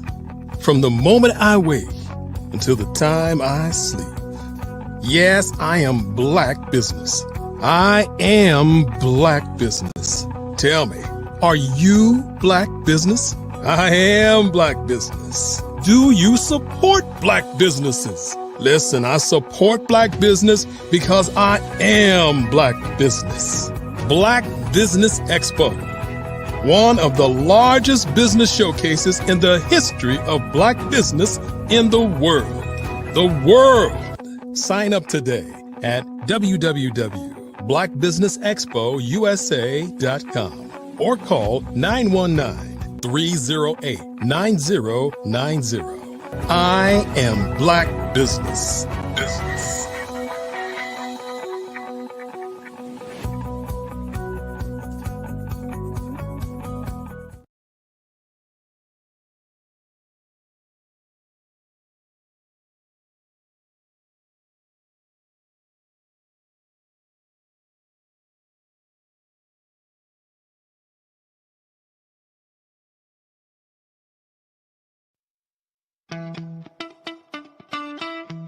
How many times have you been asked to help someone you didn't even know, a student, a business entrepreneur? Or did you ever even ask, where did they end up? That business, that friend, that entrepreneur. Well, just maybe they ended up in a gang, bankrupt, homeless, or worse, dead. Maybe they turned to crime, drugs, and alcohol. Did you ever wonder? Did you destroy their dream, or was your life always so easy? At the Black Business Olympics, we started a movement to help students complete. Give them hope and foster success. Help them to leave their dreams of providing laptops, computers, and up to $5,000 in scholarship funds. Today, we ask you to help a student, a business owner, or an entrepreneur to realize their dream by sponsoring them, supporting them, and buying from them. Consider this. With $1.6 trillion in our Black community, we only ask for a small donation for our students, our businesses, and our entrepreneurs. And you can change a life today. So I ask you, what are you going to do? Sit on the sideline and watch our students in high school be leaders, miss out on their dreams from lack of resources? Or are you going to donate to the movement and change their future and yours as well? Give us a call today at 919-308-9090. Change their life by investing with action to the Black Business Olympic Fund. The Black Business Olympics, one of the largest business showcases of Black business in the history of the world.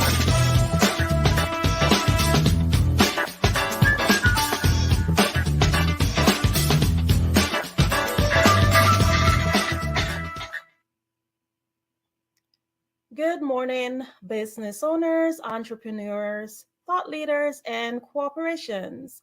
Welcome to the Black Business Network. My name is Andrea Adams, and I am your business moderator for this morning on the Black Business Network. The Black Business Network is a 24-hour business network showcasing Black businesses, business owners, entrepreneurs, and thought leaders worldwide. We have speakers from North Carolina, London, Singapore, Africa, Japan, and cities all over the United States.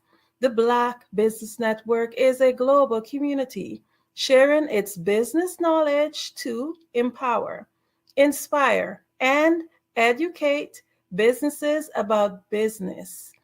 I am moored and delighted to introduce myself this morning as your first speaker on the Black Business Network.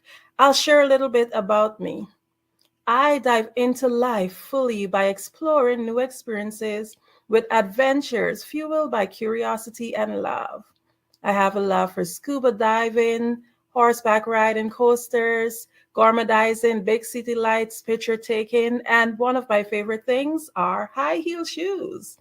I'm also a lover of book and an avid reader, and I'm the co-founder of Keg Book Club. I have a podcast that's called Babble with Me, and this is featured on the LA Tribune Network. I am a speaker, coach, mentor, radio and television host, and I gained my power voice when I had the opportunity to work with none other than the great Les Brown. I was also mentored into Thinking into Results by John Tallarico, and I used this experience through role modeling and self-expression to empower youths to develop public speaking skills and to assess their inner self-talk, to also change their mindset, and to transform their lives by improving their relationships with themselves first, and then by extension, others. I'm a mother and a former beauty queen, entrepreneur, and I was born in the land of many waters. That's the beautiful Guyana. I'm a best-selling author and I advocate the A21.org. This is an organization whose mission is to end modern-day slavery and human trafficking. I'm also the founder of Adornomy LLC, Raw Moss LLC, and Global Kids Speak LLC and Oratory Club. Today, I'm just going to be talking a little bit about the power of thinking into results. I want you to just think about something. Do you know what energy is? Energy does have a wide capacity of meaning, and it depends on what its concept is. But one of the most broadest and most simple definitions I've come across is actually called usable power. Just think about it. Energy has many different forms, and it could never, ever be created nor destroyed. Now, what if I told you that your thoughts are the most potent form of energy? Boom. That's absolutely big stuff, because if we have the most potent form of energy, how powerful are we? So in order for us to understand the source of our power, we have to dive a little bit into our mind. Our mind is a divine center of creation. It's where creation happens. And this center is actually responsible for whatever result that you have now. Your now is because of your mind. So before I can explain this, can you think, when you think of your mind, where do you think it's located? I know most of you would say it's located here, but your mind actually is not part of our physical body. Here, where we think about, when we think about our mind, is actually the brain. And the brain is part of the physical body, and it's a tool that the mind actually uses to operate the physical. Our mind is actually energy. The mind is used to think, and the brain is simply the transmitter. The mind cannot be physically touched. However, In order to understand how the mind works, we want to paint a picture. Your mind functions on many different levels, but today we're just going to think about two of them. So if you have a notebook or a piece of paper, just grab it. And I want you to just make a big circle, and that will be representing your head. Don't add any details like your eyes, your nose, etc. And we will use this as the mind, just a representation of the mind. Now draw a line through the circle as if you want to divide it into two. Just think of a pizza and you're just sharing it into two pieces. And you can label one side your conscious mind and the other side, you name it your subconscious mind. And then you can draw a tiny circle to the bottom, and that's the body. You can then have fun, put on your stick arms, feet, etc. But your body is the instrument. So just think about all that's happening now. I know it's a lot of information. So let's do a little recap. The conscious mind is the thinking mind. It is the educated mind, while the subconscious mind is the emotional mind. The conscious mind receives information from the outside world through our 5 sensory factors. I'm sure we all know about our sight, our sound, our smell, our taste, our touch. But most people only live through these senses. The subconscious mind only does what it's impressed upon. It does not ask any questions. So imagine you have this subconscious mind that is ready to do whatever you imprint upon it, to create whatever now it is that you have. The conscious mind is where we gather the information, but it's not the part that controls the body. The conscious mind thinks and the subconscious mind executes whatever we impress on it. And it expresses itself through the body. Just think about it. All because of energy. Look how powerful we are. We are amazing beings. So remember, energy is usable power. Your thoughts are the most important and the most potent form of energy. Just repeat this, think about this. My thoughts are the most potent form of energy. My thoughts are the most potent form of energy. Just think about that power.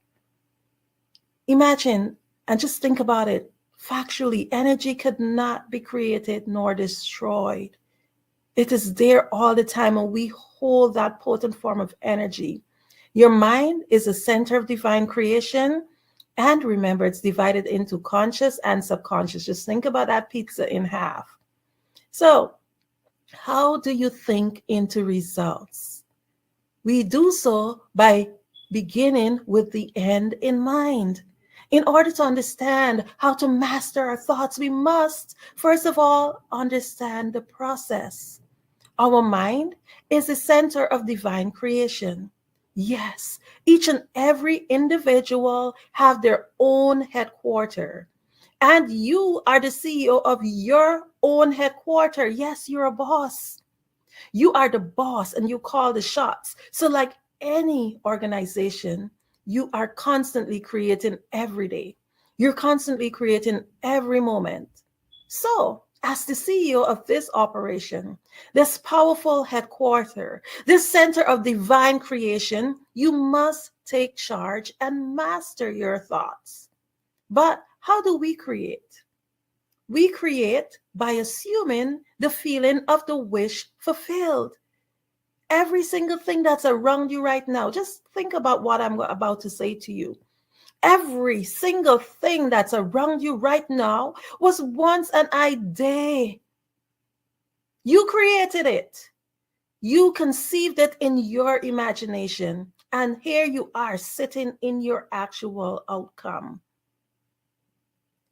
So I want you to just do a little exercise with me. Close your eyes. Think about what is the color of your front door. And whenever we ask these questions, the first thing that we do, we see a picture. Our mind actually is like a movie. and it rewinds. So when I ask you certain questions, what you do, you go back, and that movie in your mind, it rewinds. To me, my front door is red, but I had to get a flash. I didn't get a flash of RED like a word. I got that flash of a picture. Now think about the last dish you washed. Sometimes that's a little bit harder because we might not have really paid much attention to that. We just do it unconsciously. We just do it just out of automation. But I can see you right now closing your eyes and rewinding that movie, trying to think, hey, what was the last dish I washed? Now, these exercises demonstrate how our mind think. And the purpose of this exercise is just to show you that we think in pictures. Therefore, in order to create, we must begin at the end. If you're a painter, the painter actually have that vision of that photo of that painting in their mind before they begin it. For example, if you want to go buy a house, you got to first visualize it. Most people have an idea of what color they want their house to be, how many rooms they wish they have to have in their home, what neighborhood. Your mind gives you that picture of what you want. I'm here today because I visualized myself speaking to you also. I visualize what would I wear in certain places where I have to turn up. How do I get there? You become excited, and what do? You begin to create. I begin with the end in mind. So do you. And what I did and what I always do is assume the feeling of the wish fulfilled. And when we do that, we create. Remember that your center of divine creation goes into creation mode. And that's how we're able to create that mind. But I'll say to you, it sounds so easy. Just painting that picture, it's like, yeah, I can imagine stuff. I can think about stuff. But we all know that if we do have a plan, but we don't have any action, then it's just a wish. So everything just sounds easy. You can paint this picture, but you also have to do the other part. You have to take action. So all of that I've told you before is really the easy part. We're forever thinking of new ideas. We're forever creating new stuff in our mind. Well, we're having beautiful pictures of what is it that we want to have. But what I'm trying to say to you, the outside world that you see right now, is basically a reflection of what takes place in your mind. It's a reflection of what took place in other people's mind too, to create and bring whatever it is that we have in front of you. Many times we dream big, but we just cannot seem to get the results. Think about it. How many projects in this center of divine creation that we have abandoned? We might not have had that desire to see that wish fulfilled because we thought about it, but we abandoned it. We take courses, we acquire degrees and accolades, we start businesses, but we just can't seem to get the desired result. We just can't seem to close what is known as the knowing-doing gap. I'll repeat that again. The knowing-doing gap. As business owners, I just wanted to start this morning with a topic like this because it really helps us to get thinking, to get the wheel going, to continue to dig deeper, to understand that in order to get the results and to think into the results that we want, we have to understand certain sound principles. We have to understand that there is a gap that's called a knowing-doing gap that gives us the results. So in order to get the results, we need to get to the core. And the core of the issues of us not achieving many of our results comes from self-doubt, indecision, poor self-image, paradigms, and terror barriers. These are all saboteurs that tend to want to stop us from getting to the results that we need. So indecision they say, causes disintegration. And that's actually a basic law of the universe. Either you are creating or you're disintegrating. So when you have this big idea in this big project and you don't get to the point where you create it, it's actually being disintegrated. Self-doubt is actually a saboteur. And it's a saboteur that we all face. When you make a decision, you will find the people and the resources that you need. Remember, indecision is no decision. It's actually a decision to say no. So you have to understand the importance of making a decision. I have an acronym that I use. It's called Get MAD. So MAD is the acronym, MAD, make a decision.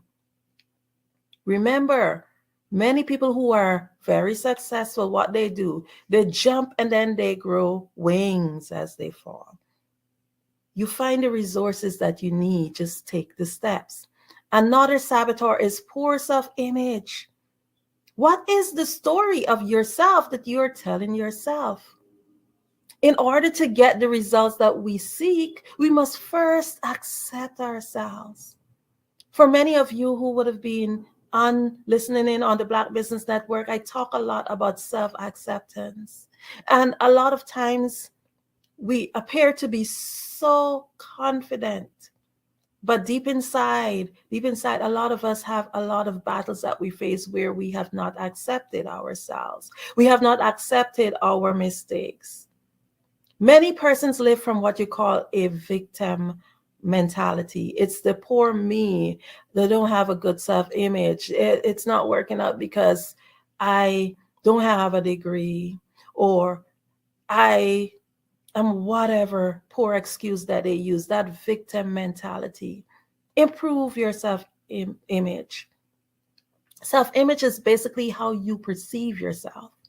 And it's a number of self-impressions that you've built up over time. It's like a mountain. You keep building up all of these self-impressions, thinking of yourself in this way, and that's the image of yourself that you hold. And these self-images in some cases could be positive. And when it's positive, it gives you confidence. It shows in your thoughts and in your actions. Or when it's negative, it makes you doubtful of your own capabilities, of your own ideas. So remember, you have to get rid of your poor self-image. Then I talk about other things that stops you from being able to just get that project done. They're paradigms. Paradigms is basically a term used to describe a mass of information that's programmed into individual's subconscious mind.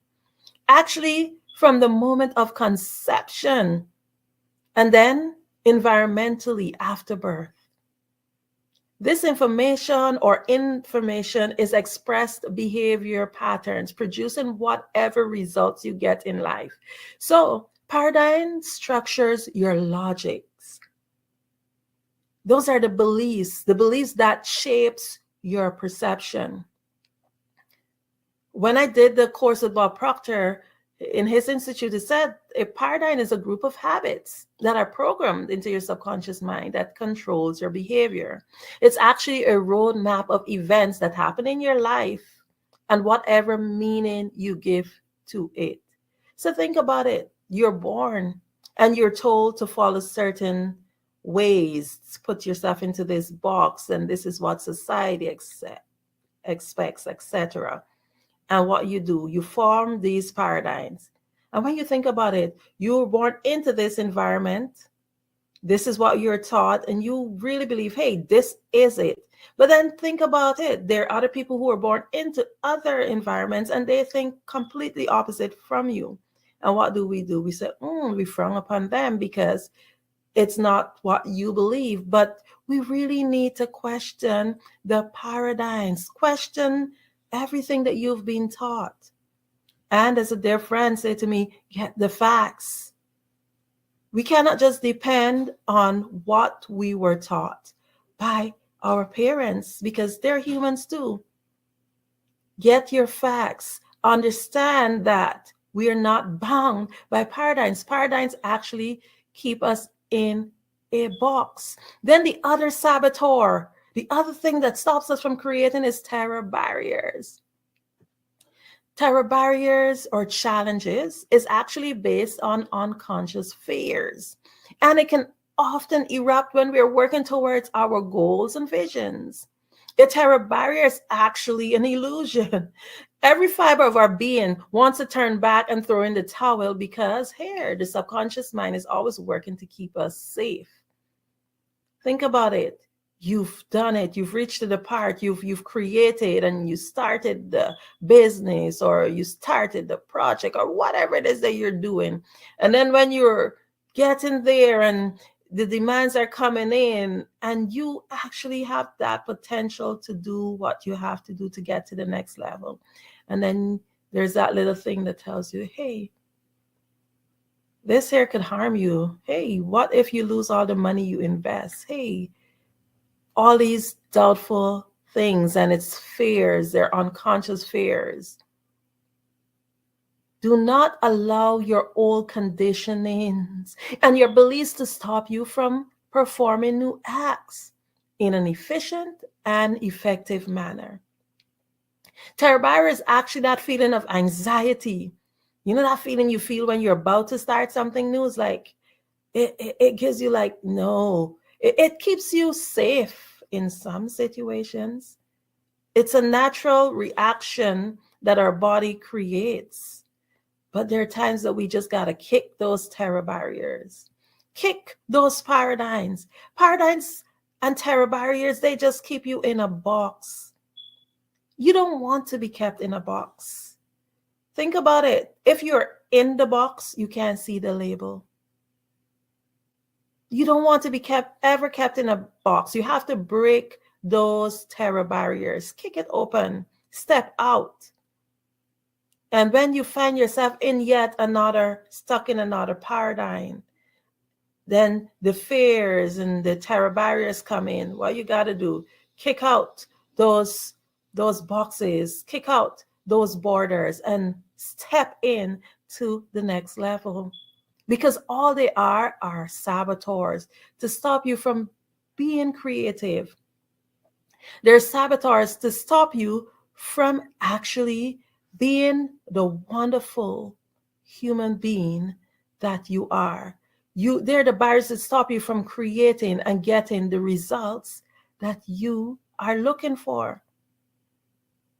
Remember that you are your own obstacle. You are your own obstacle. Say that. I am my own obstacle. Do not allow yourself to be set by borders.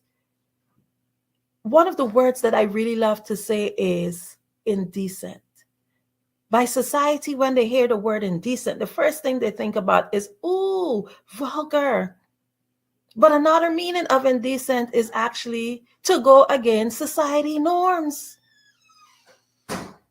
I want you to just think of yourself as being indecent, to be able to help you to get to that next level. Question the norms. Question the things that tend to keep you boxed in.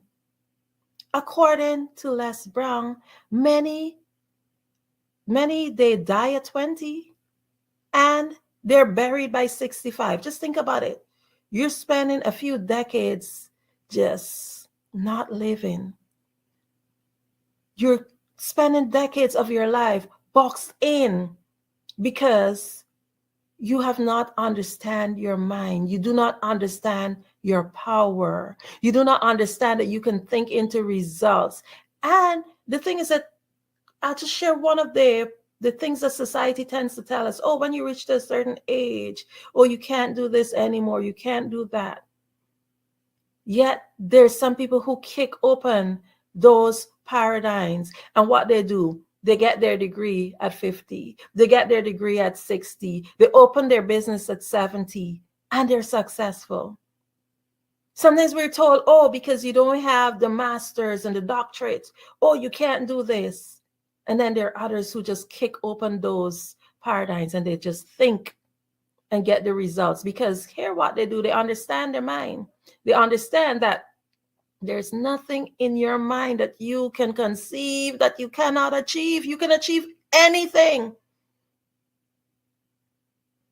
If you have not achieved the results that you are looking for, it's because you have not assumed that feeling. So once you assume that feeling, now you got to step out. You have the tools. What I've done, I've worked on the Bob Proctor program, where they pull us through months of training to help us to be able to not just think, but to get the results. And what I've done for you is actually shared it in a nutshell to show you that it's very simple. We think, we create. That's the first part. We think, we create. And then we understand that no matter who you are, the barriers will come. No matter who you are, the challenges will come. A lot of it is internal, but it's both internal and external, because the external factors might be the societal norms, what people are telling you, oh, this can't be done. Just think about some of the greatest people, the greatest achievers in our lives, like Ford or the Wright brothers. When they were told, oh, airplanes cannot fly, people thought that they were crazy. They wanted to fly something in the sky, and everybody was like, oh, they are crazy. But guess what? We're able right now to even get up, buy a ticket, and go almost any place in the world. You may not see the value of your own ideas, but if you cannot see your own value of your own ideas, trust me, it's harder to sell it to other people. You have to understand the value in whatever you're creating. Get fired up about it, because it's energy. And once you start to assume the feeling of the wish fulfilled, that is what fuels you, because, hey, I got this passion. I want to get this thing done. You fire yourself up. See the end result. Then make a plan, a definite plan. And once you've done that, guess what? At the end of the day, you fight knowing that there are barriers and there are saboteurs that will come your way. Understand them and know that they're just there as a distraction. And guess what? When you think, you will get your results, because you will take action and you will overcome whatever saboteur comes your way. In leaving, I just want to encourage you to continue to think. Remember that you are a boss. Remember that you are the CEO of your own headquarters. Remember that you're forever thinking, forever creating, and you are worthy of getting whatever results that you are trying to achieve. And whatever it is, whatever situation you're in now, whatever result you're receiving right now, it's because of what you've created. And every day you have a new chance to create new results. So start today by retelling your story, rewriting your story, creating new movies in your mind. And I guarantee you that you will think into your result. Now, I just want to take a moment to thank the sponsors. The Black Business Expo's mission is to raise funds for high school seniors going to college or K-12 entrepreneurs. This expo is a fundraiser for students. You may go to www.blackbusinessexpousa.com to donate to the scholarship fund, or use the Cash App, BBXUSA. Our goal is to give laptops and up to $5,000 to 10 students. Students can register online at www.blackbusinessexpousa.com. Remember, every dollar counts, so we want to remind you to donate to the scholarship fund. We want to thank our Black Business Expo USA sponsors for May 2024. NC100, Moody Capital Partners, Suede Soul, The Hello LLC, Lotus Riche Coaching and Training, Carolina, Virginia Minority Supplier Development Council, Step Management, Barbara H. Smith, LLC, 5-Star BDM Media, Margie McLean Foundation, Inc., Genius is Common, Earth Essentials, Milan Chennai Global, Executive Women's Success Institute, The Quality Coaching Company, Superwoman Business Services, Creative Force Studio, Lee Entertainment, Artistic App Design, Black Business Expo USA. Genius is Common, and I'll see you on the other side. Hello, I am Dr. Eric Kelly III, the visionary strategist and founder of the Black Business Olympics. I invite you to showcase your Black-owned businesses on the Black Business Network global stage.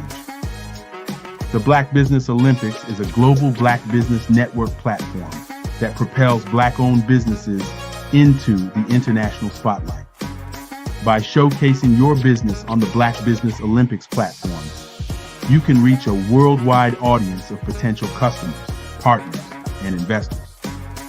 You can also establish yourself as a thought leader and expert in your field, attract lucrative partnerships, and more speaking engagements. In addition, the Black Business Olympics platform provides a valuable opportunity to connect and collaborate with like-minded entrepreneurs and business professionals from around the world. This can lead to new business opportunities, ideas, and relationships. Finally, by sharing your story and expertise on the Black Business Olympics platform, you can inspire and empower others. This is a powerful way to make a positive impact on the world and leave a lasting legacy. If you are a Black-owned business owner, I encourage you to seize the opportunity to showcase your business on the Black Business Olympics platform. It is a once-in-a-lifetime opportunity to make an indelible mark on the world. Be one of the 1,000 visionary entrepreneurs who are changing students' lives, shaping industries, and leaving an unforgettable legacy for their families. Unleash your voice on our global stage and watch your business thrive. Black Business Olympics is one of the largest Black business showcases in the history of Black business in the world. Yes, the entire world. Just give me a call today at 919-308-9090.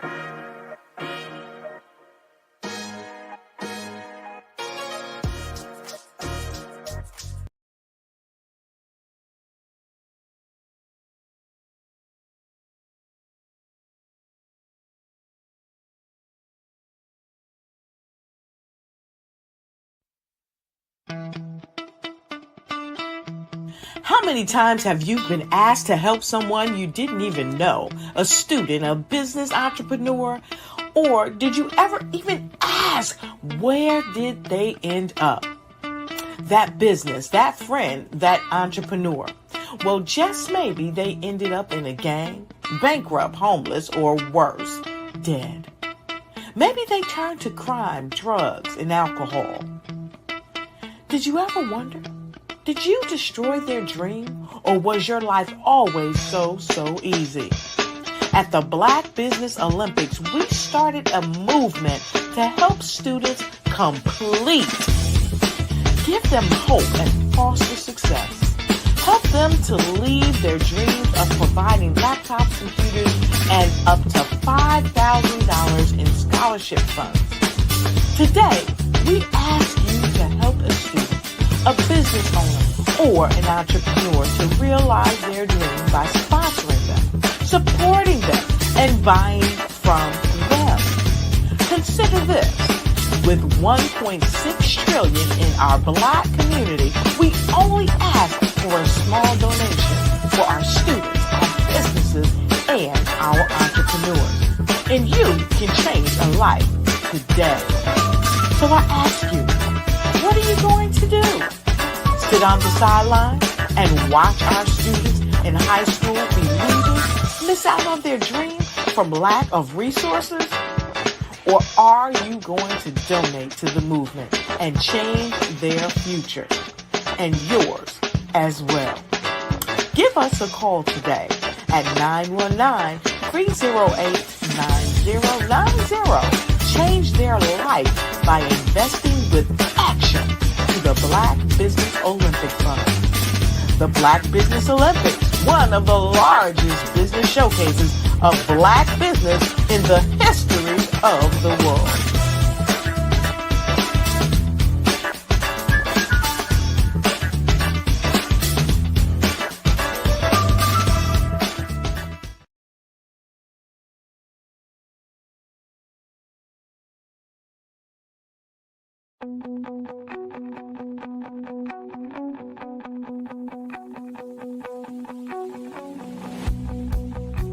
I am Black Business.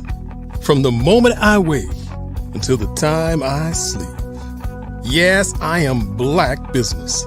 I am Black Business. Tell me, are you Black Business?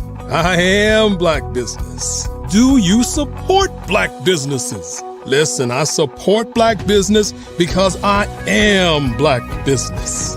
Black Business Expo, one of the largest business showcases in the history of Black business in the world.